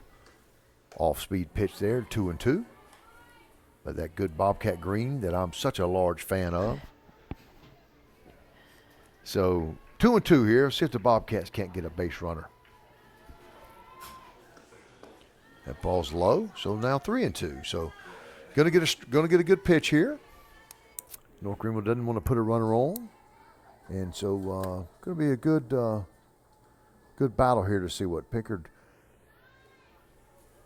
squares up, and that ball's just to center field, and oh my goodness! My gosh, that is twice to about Darby. That is a fantastic catch. Was that the same? Was Darby last time as well? Darby the last one, yeah. She had the same hit, and she caught it. My goodness, give Michaela Brackett credit. Wow. Oh my goodness! My gosh, that is twice to defensive play there. Darby. That is a fantastic catch. Was that the same? And she held on to it. Yeah, she did a nice job of showing that I did hold it in my. That was really the old ice cream scoop there, if you will. And my goodness, great catch. So, Haley Moore to the plate now. Again, freshman, playing left field today.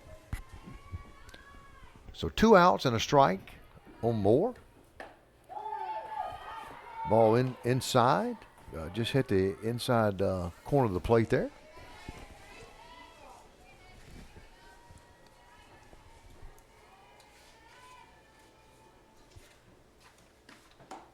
And that's a strikeout swinging there. So we have now completed 5 innings, and the score remains 1-1.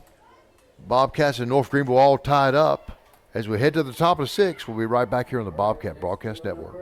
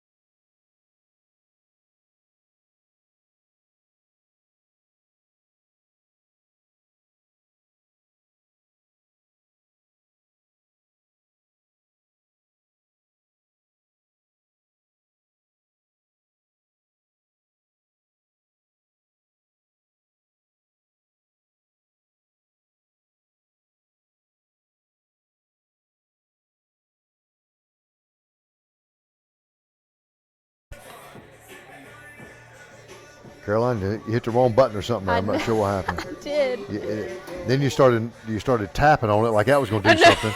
No, I was seeing if it picked up sound. All right, Bobcat Nation, we are back, and our batter is number 20, Gilmore, and she hit 6th in the order. And Bell's first offering is outside. Just a clean game today. The first game was done in 2 hours, which is actually rare in softball. And this game is on a very fast pace as well. Of course, with just one hit on each side. So 2 out, or nobody out here with our lead batter, but 2 balls early.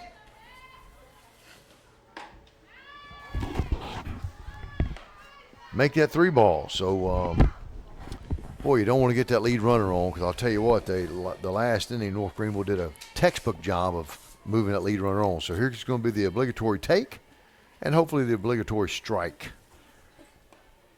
She shows bunt, but takes. Maybe we should just make that when it's 3-0. Just go ahead. Automatic 3-1. So don't throw it, don't do anything. Just make it 3-1. There's no such thing as 3-0. All right, again, probably going to take here again. And she throws ball 4. So the lead runner is on. You're going to have a pinch runner here. So they're going to bunt that runner over and try to get the go-ahead run going here. So leadoff walk's not what the doctor ordered, but it is what we have. And while we're waiting for the pinch runner, Bobcats baseball next door to us is now headed to the bottom of the 9th. They went 1-2-3 in the top of the 9th, and so down 7-4. Women's basketball loses today. Let's give you a final there. At 60-49, so men's basketball underway in about 25 minutes down there in Americas. And so baseball hoping to put a rally on and get 3 runs, extend that game over there, 4 to win.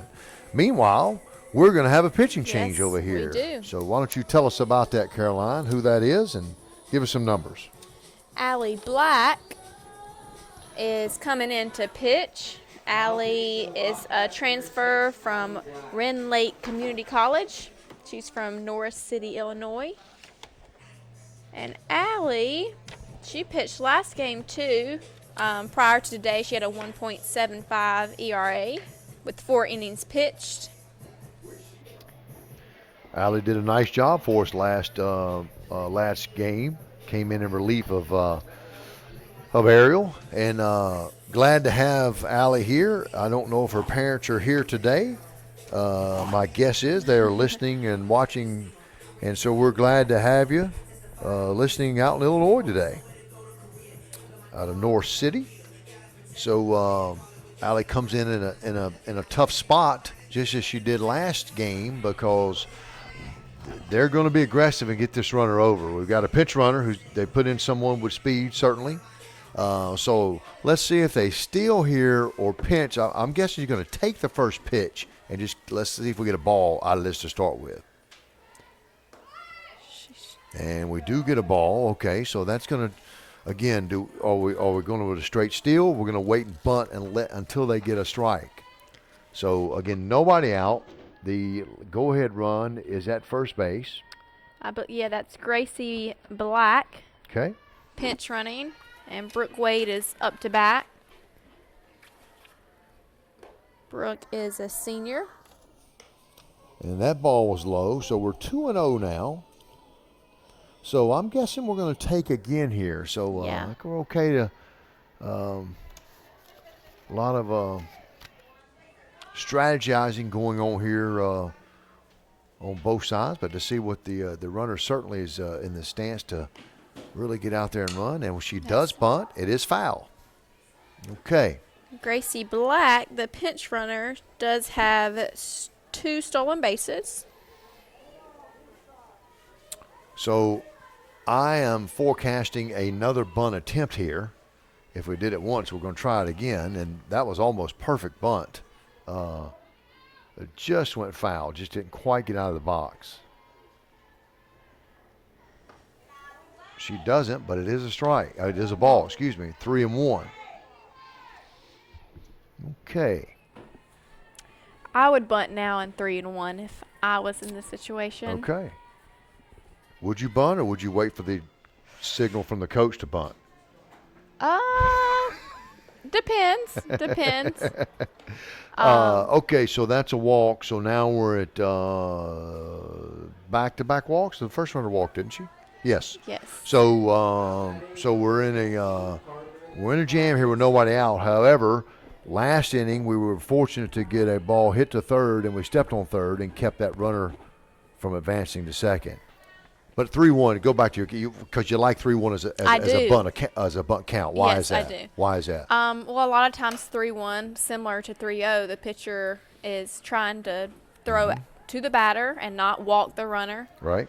Especially since they already had a runner on. So I'm confident in my bunting, so that's what I would do is bunt in that situation and because if I got safe, then I was on. If not, it's a sacrifice bunt, and it does the job as well.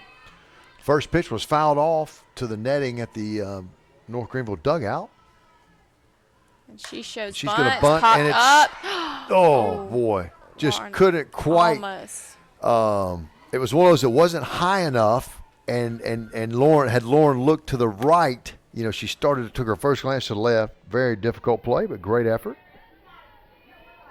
So 0-2. So no bunt here. So, again, North Greenville. Now, you got some speed over there. I'm curious to see if they try to do anything with that. Well outside there. So, baseball ends up losing, goes down 1-2-3. So, they lost after being up 6-1. Or, no, 4-1. Yeah, give up 6 and lose 7-4. So, we're done there. This ball's low from Black, so now it's 2-2.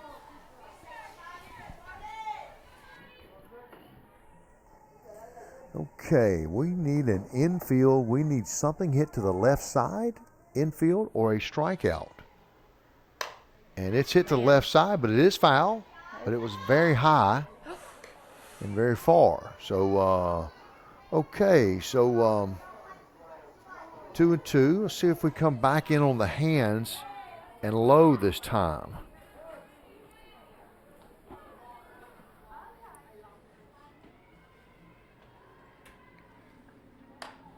Ball's popped up. Does it stay in? No, it doesn't. just barely.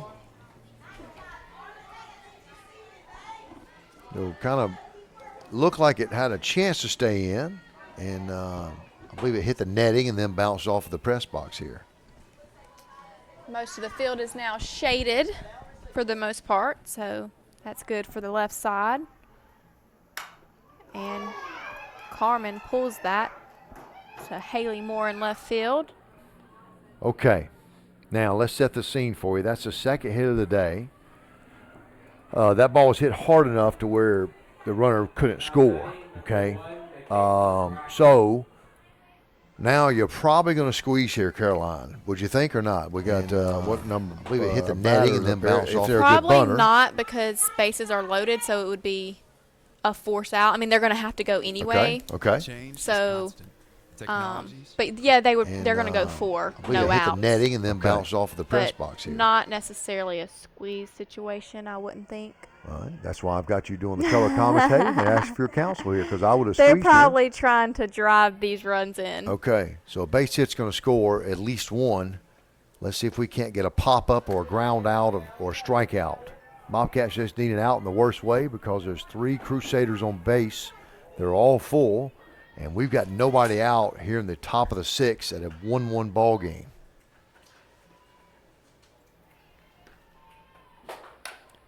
Ball fouled off to the Bobcat dugout. Michaela Brackett is hitting. The Bobcats are playing in, just to make sure that if a ground ball comes to them, they can go 4. She'll get an easy just step on the bag or the plate. So 1-1 as Black set to deliver the 3rd pitch of the at-bat. Actually 4th. That ball is up, 2-1.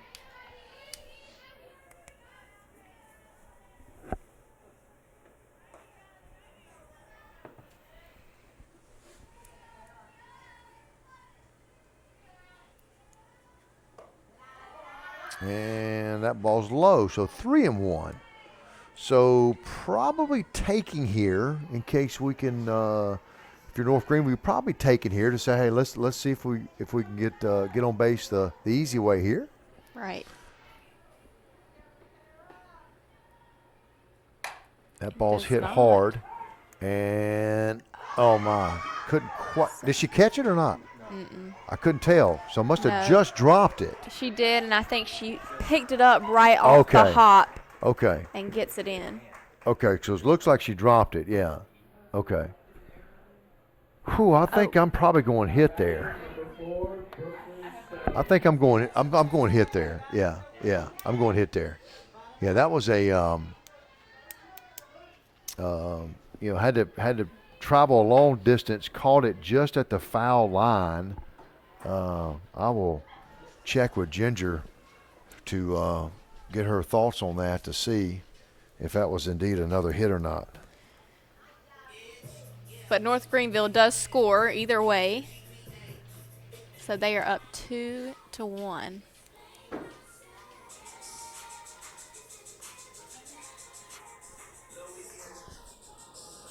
Wait, where's the... So we're got a pitching change again, it looks like. Black coming out and Ariel Edenfield coming back in. So Bobcats, I'll tell you what, let's take a break, let Ariel warm up, and we'll come back and reset the action for you to let you know who's on base and where and all that stuff. But Bobcats down 2-1 in a lot of a jam right now. Bases loaded here in the top of the 6th. We'll be right back on the Bobcat Broadcast Network.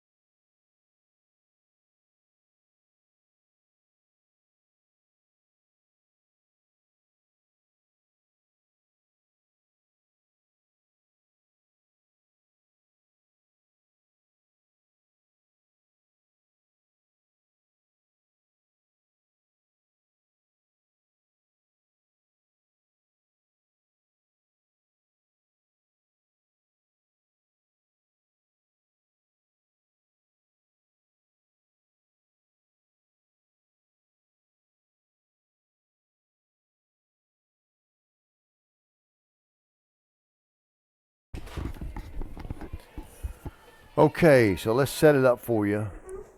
North Greenville up 2-1. Bases loaded, nobody out. Top of the 6th. Ariel Eddingfield in with a fresh count, 0-0. And First, go ahead. North Greenville does have their leadoff batter up to bat, And Brooklyn Stone. Brooklyn Stone fouls the first pitch off to the Bobcat dugout.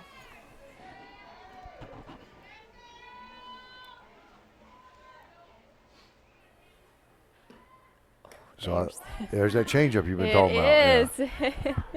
So It's Bobcats in a world of hurt here. With nobody out, bases loaded, you're hoping that they only push across 2 more because you got to feel like that runner on second is going to get home at some point with a hit or so. 2-1 there. Didn't feel the ball there. So really, boy, you in the worst way, you need a infield, something to the infield that's very playable and step on the bag, or a pop fly in infield. Need to keep his ball in the infield. Ooh, that was a good pitch. And it was a called strike, 2-2. So it must have confused the batter because she jumped out of the way. Yes. It must have broken right in there. So 2-2 here. And it's hit to third. We step on the base at home. Nice job there by Samantha Vinson. That was a heck of a play. A hard hit ball, here. Caroline. It was. So she stepped on third. And it's hit to correct, third. or did she throw steps home? on the base She at did, home. okay. Yeah. Nice 2-2 here. Almost probably could have stepped on third, thrown it to home, and then tagged there. But that was the safest play. Is exactly what she did. It was the right play. Okay, we're going to step on the bag again on a check swing that just kind of rolls out probably 5 feet, and an excellent job by Edenfield. And this is good for the Bobcats. My safest play is exactly what she did. The North Greenville coach walking. Okay, we're going to step on the bag again. Probably thinking, oh man, and then wish you would have gotten a little bit better than that. Yeah, she's a little bit frustrated there. Okay, so boy, but a very good play by Edenfield to get to that ball. And now that brings up, but still bases loaded, but 2 outs. So step on any base.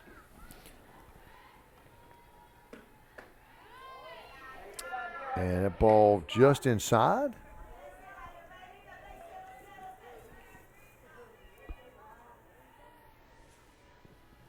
And some are going to go out and talk to Edenfield to make sure they got their communication down pat there. North Greenville coach going to come over and speak to the batter, Brianna McCray. Communicate properly with her, sophomore. Okay, 1 ball and no strikes. Bases loaded. 2-1 in favor of North Greenville. That ball's hit to Amber, and it just popped up. It took a hop, and she's safe there. So 2-run score and a close play at third base. And I think I got to go hit on that, don't you? Greenville, that ball's hit to Amber, and it just popped up. It took a hop. I'm going to go to my coaching expert again. I tell you, there. One in favor. These are some tough ones for sure. I thought that ball looked to me like it took a hop, and she was moving to the side.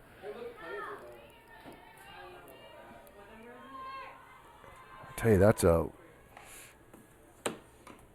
But nonetheless, it is a 4-1 lead now. Yeah, that is, I'm getting a thumbs up hit there. Yeah, thumbs up hit on that. Score that a hit. I've got my 2 ex-coaches in the stand helping us stat this today. That's Ginger Chafin, who was a longtime softball coach. Her husband, who was also coached, was the head baseball coach at my alma mater in college. So 2 strikes and hit the B in, and she tosses it to second, and we're out of the inning. Bobcats give up 3, so give up 1 in the 5th and 3 in the 6th, so we're down 4-1 with 6 outs left. So Bobcats need some offense. Just 1 hit today. Let's see if we can't push that across And we'll come back with the bottom of the 6 here at the Bobcat Broadcast Network.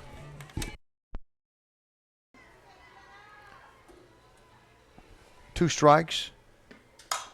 And hit the B in, and she tosses it to second, and we're out of the inning.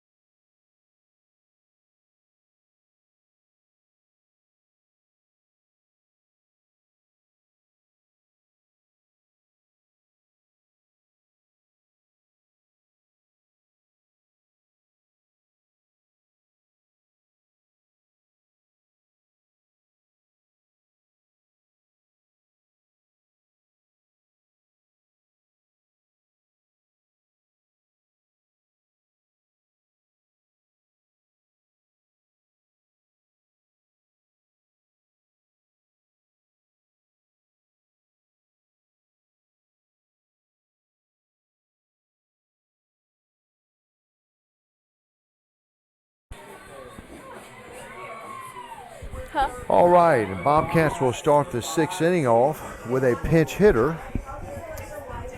And Ellie Stone, I say Ellen, but I believe she goes by Ellie. Yes. Okay. So Stone, a sophomore from Thomasville, Georgia. Thomasville, and she comes in swinging with a good swing on her first pitch there, first strike. Thomasville, way down in South Georgia. I believe that's the one down there, maybe on the Georgia line. So Stone pinch hitting for who? Who's she hitting for there? Let's see. For who? Behan? Behan? Okay, all right, hitting for Behan. So now on strike 2. So 2 pitches, 2 strikes. As Bobcats down 4-1, just still the 1 hit on the day.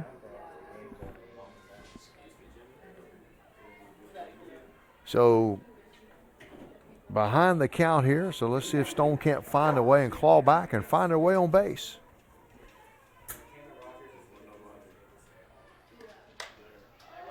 Another foul ball. Had a lot today.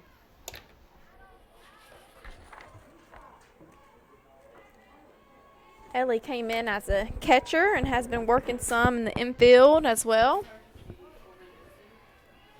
She's from Thomasville,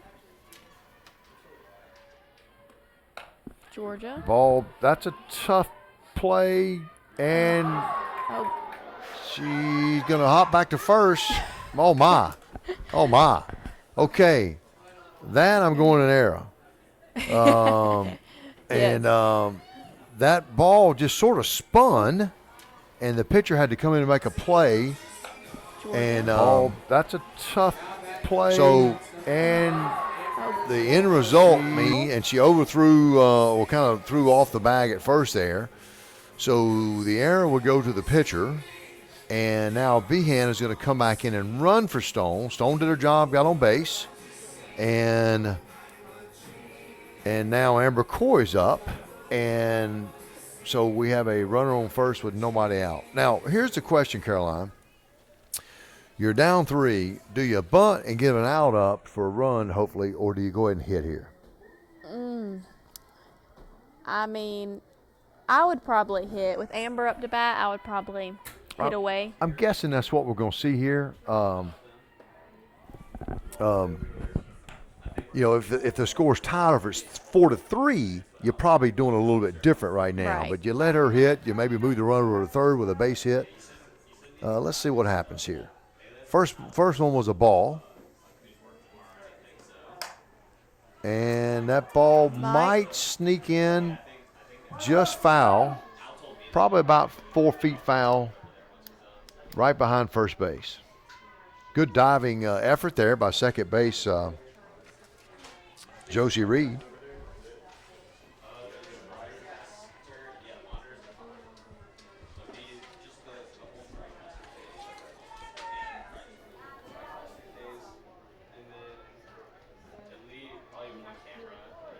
Amber's been pitching a little. We haven't seen it this weekend, but Saints, oh boy, Carly's got to get back. She's going to get doubled off. Yep. That ball was just hit shallow enough. Carly ran on the crack of the bat there. It was just hit shallow enough, and where the right fielder came in and got it. So we got doubled off there. So now we're back to square one, which is 2 outs. Let's see. Jamie, it looks like we're pinch hitting here.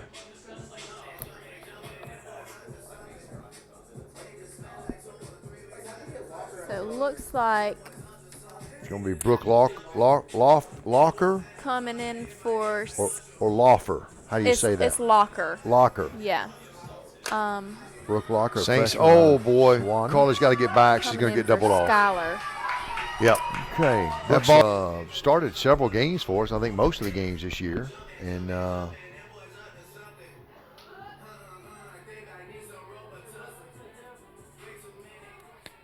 so now the bases are clear with 2 outs. Bobcats down 4-1, bottom of the 6th. First offering is a strike. Yeah, that was a nice pitch on the outside corner of the plate.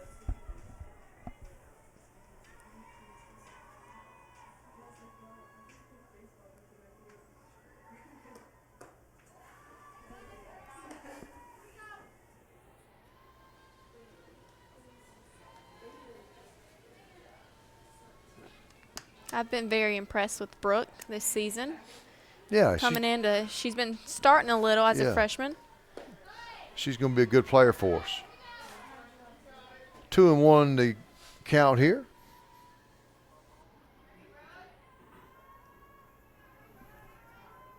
Outfield's playing pretty back on Brooke.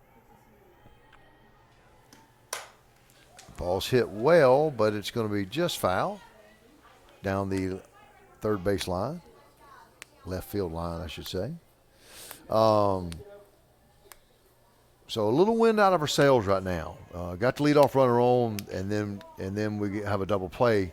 So you go from a lot of momentum to, oh man. So now you got to fight back and claw back and see if you can get something going with 2 outs here. Change up. Takes it to full count.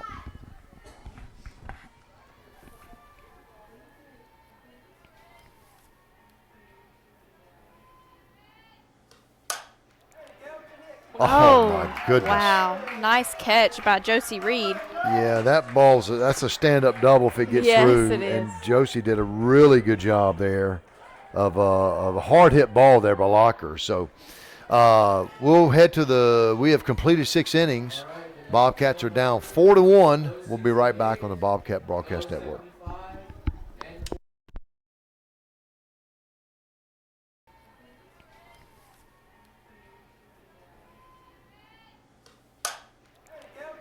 Oh, my goodness. Wow. Nice catch by Josie.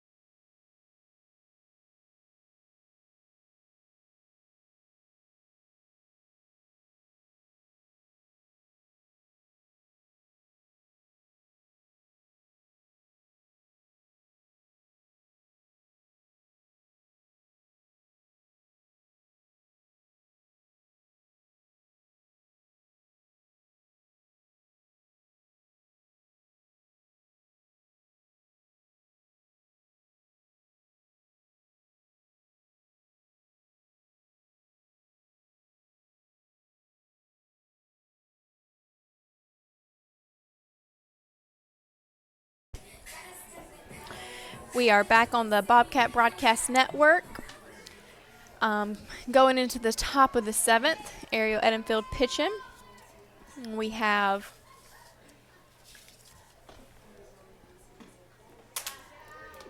Josie Reed up to bat for North Greenville.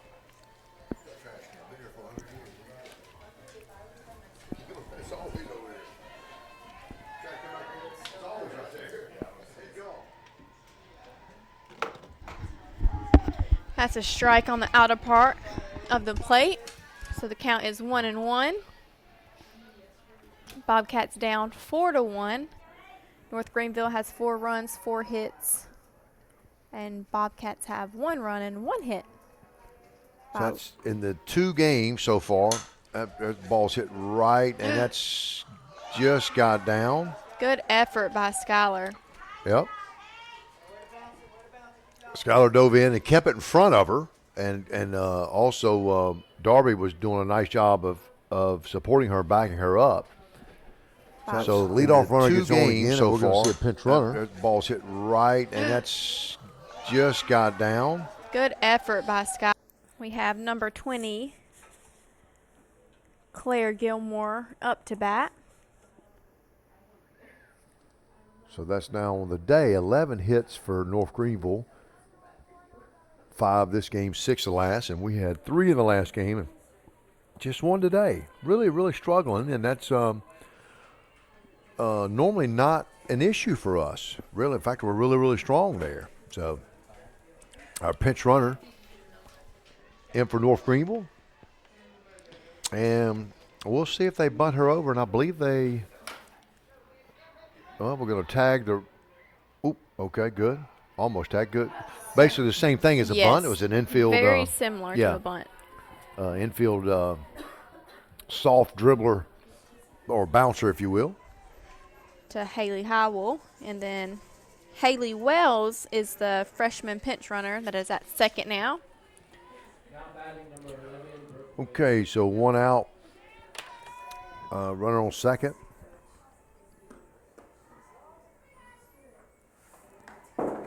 Brooke Wade is the batter for North Greenville.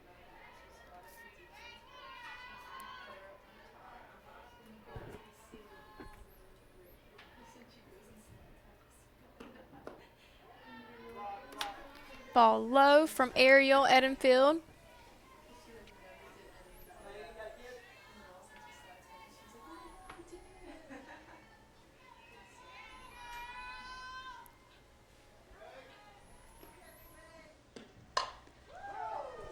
Ball sharply hit down third base.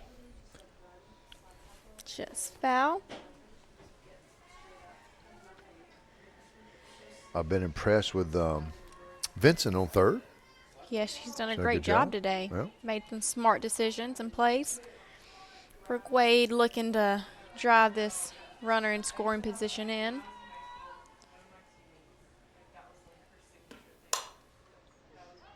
That ball's hit straight up to Behan. No. A little miscommunication there.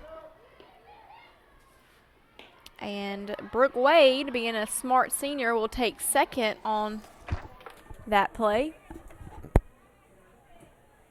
Now batting, number 15, Carmen Sylvester. Yeah, that ball, so Darby called Carly off there. Yes, And it's seemed always like their that. call, the outfielder's call. Right. And couldn't quite, they were so close, I think couldn't grab it, but an error leads to a now second and third. With 1 out. With 1 out. So Bobcats really, That is a shot to And that- left field. that's going to drive both of those in. That's a stand-up double. Well, I tell you, they that one hurt. That one hurt because you just come off of a situation where we would have had the second out. Instead, we had an error, and then we give up a rocket to left field that I think it hit the warning track in the air. So really, really in a tough spot now. So we just got to get out of this inning and try to get something going here at the top of the or the bottom of the 7th. So nice hit by Sylvester. She stands up on, has a stand-up double, and we have Michaela Brackett up to bat.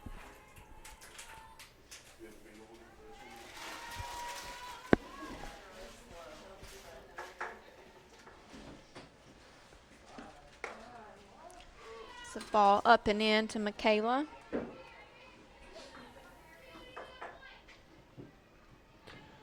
So 6-1 here in the top of the 7th. 2-0 count. Bobcats down 6-1. Runner on second for North Greenville, and ball hit to Vincent. She looks to run her back. Nice play. Great job. That was a great job to keep that runner at second. Yep. So that's 2 outs. And that brings up the leadoff hitter, Brooklyn Stone. Good job of Vincent over there. Yeah, I'm impressed with her. So now let's see if we can't get out of this. Wow, what a great pitch. Looked like a ball when it left her. It did. And it left her arm, and then it was a strike when it hit the mitt. Some great spin on it.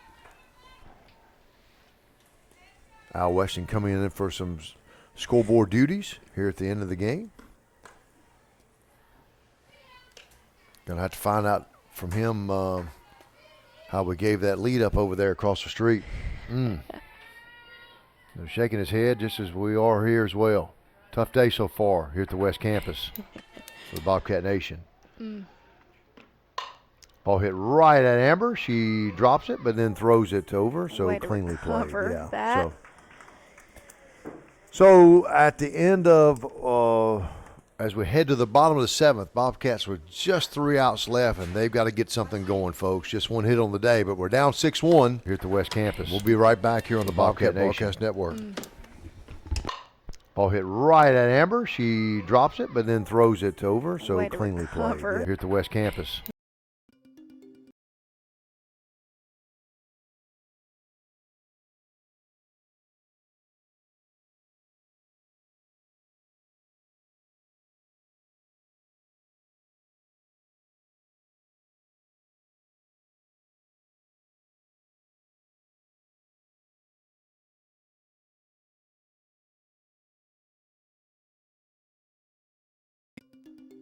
Change is constant. Technologies, careers, society. Georgia College is not about landing your first job. It's about preparing for success in a changing world. From the moment you step on campus, you have an immediate sense of belonging. At Georgia College, change is constant.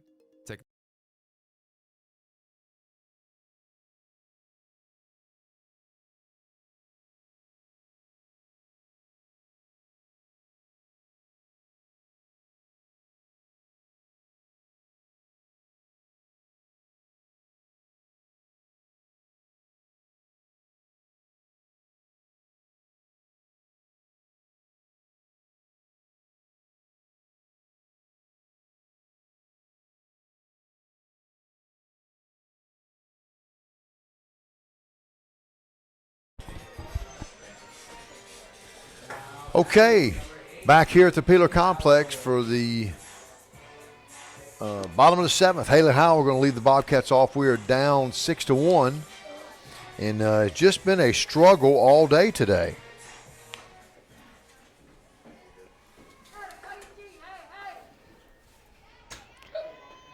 At this point, the Bobcats are just looking for a hit, just having good at-bats right now. Yep, need a base runner. Getting better. Yep, need a base runner. Wow. Boy, it's been a struggle. Just one hit for today.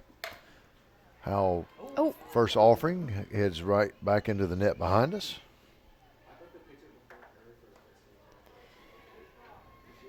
Marissa Tyndall, the pitcher, has done a great job today coming in and holding the Bobcats.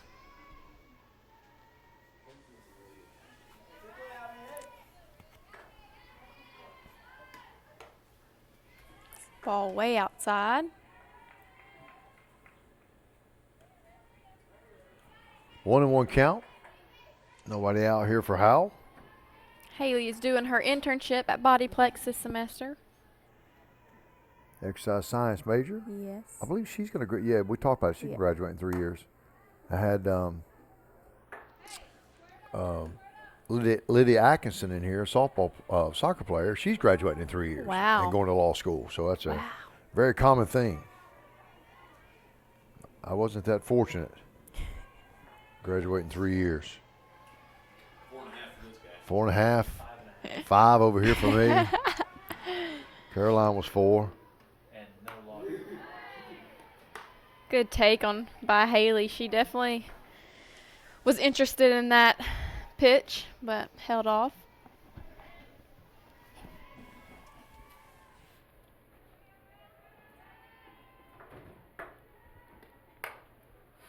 Ball popped straight up and to the left. Oh, not a lot of energy out here right now. Bobcats just really kind of in that kind of day. Yeah, it definitely has gotten quiet.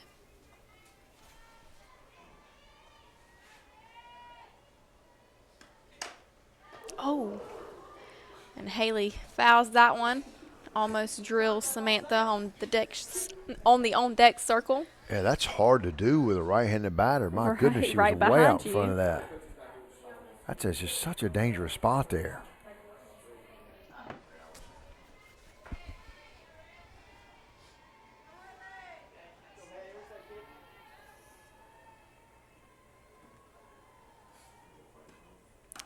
Nice change up there.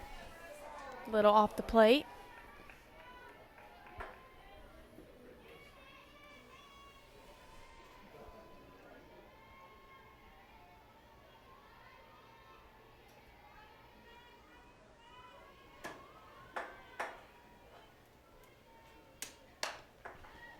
Pulled it again.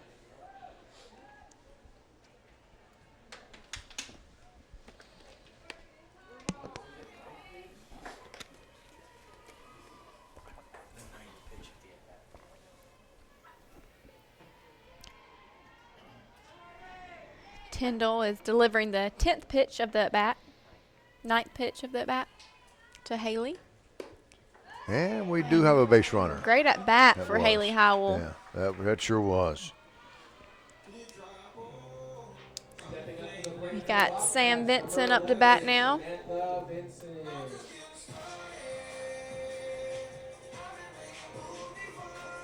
Looks like we might have a pitch and change. Looks like I believe is that. Okay, here we come from the dugout there. I thought the first Number base was going to do it first. 7, Elizabeth Engler. She is one of the 3 seniors. And she is from California. Elizabeth got a really good, got some movement on the ball and describe Yes, she does. describe the style there. She's kind of when the ball comes off her hand. Yeah, she definitely has a little, yes, Yeah. a little different of a spin. She's rotating that hand over. Looks like kind of a curveball style. So that definitely can fool the hitters. She also has some long legs, so she is going to have a pretty good stride, I'm sure. Yeah, it's got good velocity there. So what kind of numbers you got on her for the year? Elizabeth has had 2 appearances, 1 win, 1 loss, and 4 innings pitched. Okay. So she comes in with a 6-1 lead. Nobody out. The Bobcats with a runner on first. It seems like she's in the baseball world like a closer coming in at the end. No, I agree. Yeah. Throwing I think a little harder. I agree. Yeah, good speed. Yeah, I'm impressed. Yeah, I mean she gets out to an 0-2 count, coming in doing a great job. Yeah, really. But she does. She's got a spin coming off of there, a real hard spin. And a good good velocity. Good pitcher. Been impressed with the whole staff today. Yes. And that Oh boy, That's just been that kind of Wow. day. So that's a great hit by Sam, and the shortstop almost catches it but drops it, and then throws Haley good out pitcher. at Been second. impressed with the ends up being a whole fielder's staff choice. today. But I'm Yes. telling you that And that, if that Boy. that's just been that kind Hits of off day. of her That's- glove. like in, that was a great play. The center fielder today has made 2 phenomenal plays. yeah. Both kind of ice cream scoop catches. And so things have gone well. We got a pinch hitter, Jesse Barr, coming in to hit for Ariel Edenfield.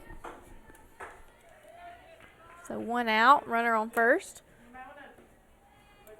So Barr coming in. Barr didn't. Barr caught last game. I tell you, the pitcher really throws hard. And throwing Yeah. strikes. You are sort of in the baseball world would be sort of a closer scenario if you Right. think about it. It just comes and throws hard and throws strikes.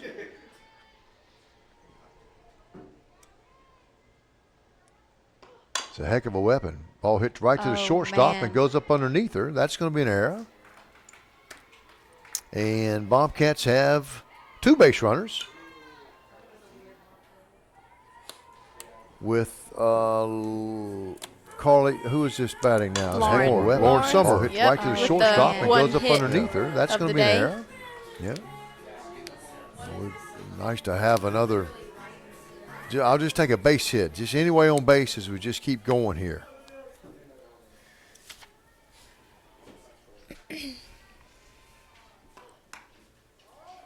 It's a nice pitch on the corner. Called Yeah. a ball. Just barely outside. And the pitcher and the catcher having a quick visit to make sure that they're all on the same page here. Bottom of the 7th, 6-1 in favor of North Greenville. Bobcats held to just 1 hit today, and have had very few base runners. Carolina, I don't think they've walked I think there's been very few walks from North Greenville. Maybe a couple. Yeah. 2-0. Summer, see if she's swinging or taking here. So got a good hitters count right here. Probably throwing a strike. Of course, that's pretty much all she throws. Very good control. And that's inside. So do you swing here? Probably going to take. Yes, I would. I would probably take.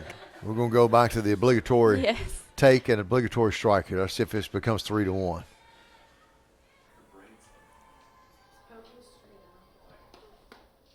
There we go. All right. Works every time. Pat I already had it plugged into the stats right there. Now I think if you like it, swing at it. If you Right. don't, if it's not in your wheelhouse, wait on it. But a good hitters count Yes. here. Let's see if we can't drive this ball.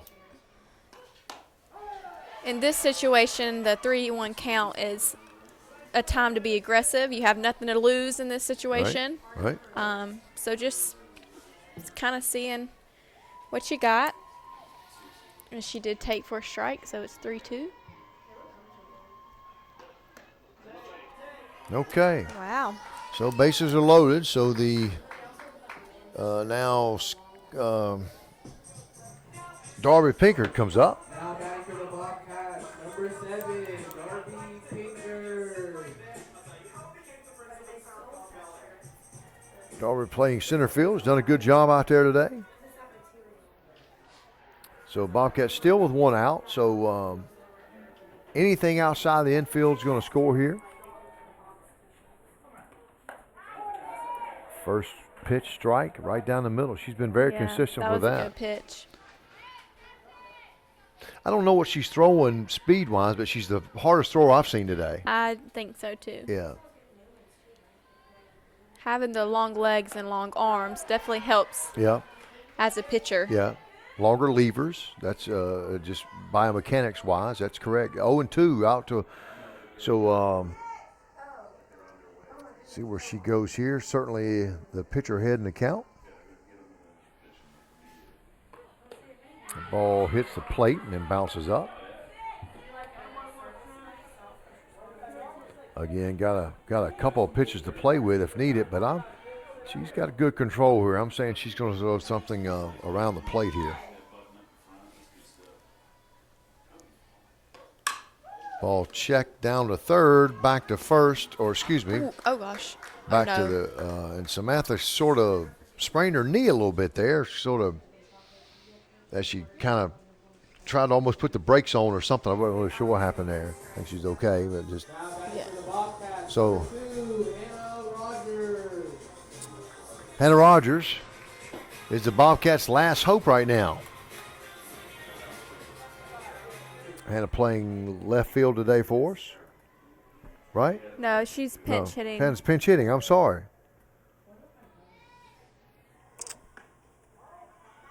For Haley Moore. Yep. First offering is a ball.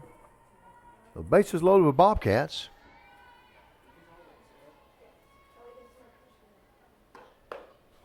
Ball outside.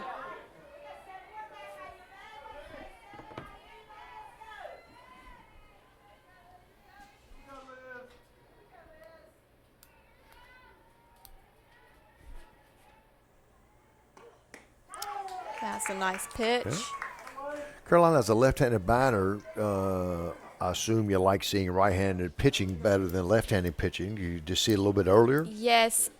For me, yes. But that also has to do with I didn't really like inside pitches. Okay. So typically the right-handed is going to tend to go on the away side. Okay, gotcha. Hannah, however, loves an inside pitch. She likes to pull. So she is probably, not now with 2 strikes, but looking for an inside pitch. And she hits it to second, cleanly fielded over to the shortstop. And just like that, game's over, folks. Bobcats started out early, got up 1-0 after 2, and then the North Greenville Crusaders scored in the 5th, 6th, and 7th frames, 1, 3, and 2 for a total of 6. So North Greenville has 6 runs on 6 hits, 2 errors. Bobcats have 1 run on 1 hit and 2 errors. So tough day, Caroline Snyder, for the Bobcats. And we go on the road to Anderson, a very good team tomorrow, who actually split with this North Greenville team. So we fall to, North Greenville moves to 9-1, and we fall to 1-5. So I got to tell you, Caroline, I don't know that I've said a 1-5 number for Georgia College softball in 10 years. What do you got here? Talk to me. What do you see out there? And we're doing, looks like we're doing a presentation of some sort here. Just a gathering of both teams, I believe. Yeah. Okay, as they close out. What do you got? You've seen our team play 3 or 4 times now. Let me get up so Al can have that chair. I see that the hitting definitely needs some focus and work on. Yeah. The pitching, I believe, has gotten better since last weekend. I think it's getting better every weekend. Yeah. So I think it comes down to hitting the ball. Yeah, we've scored in 6 games now. We've scored 10 runs, and that's just unheard of for us. Conversely, we've given up about I think 36 runs. So we're giving up about 6 runs a game and scoring about a half a run. So we got a work cut out for us right now. Is what we got. Yep. So you gotta hit more than get more than 1 hit a game. Yeah. So our next action is tomorrow, but our next home action is going to be the end of February, West Georgia, the 26th. So that's we got about a 3-game away stand at all SAC teams, at Anderson, at Newberry, at Carson Newman, and folks, that's going to be a tough 6-game stretch there. So anyway, for Caroline Snyder, we will see you next time right here on the Bobcat Broadcast Network. Thank you, Caroline. Thank you. Enjoyed it. All righty. See you next time, folks. Thank you.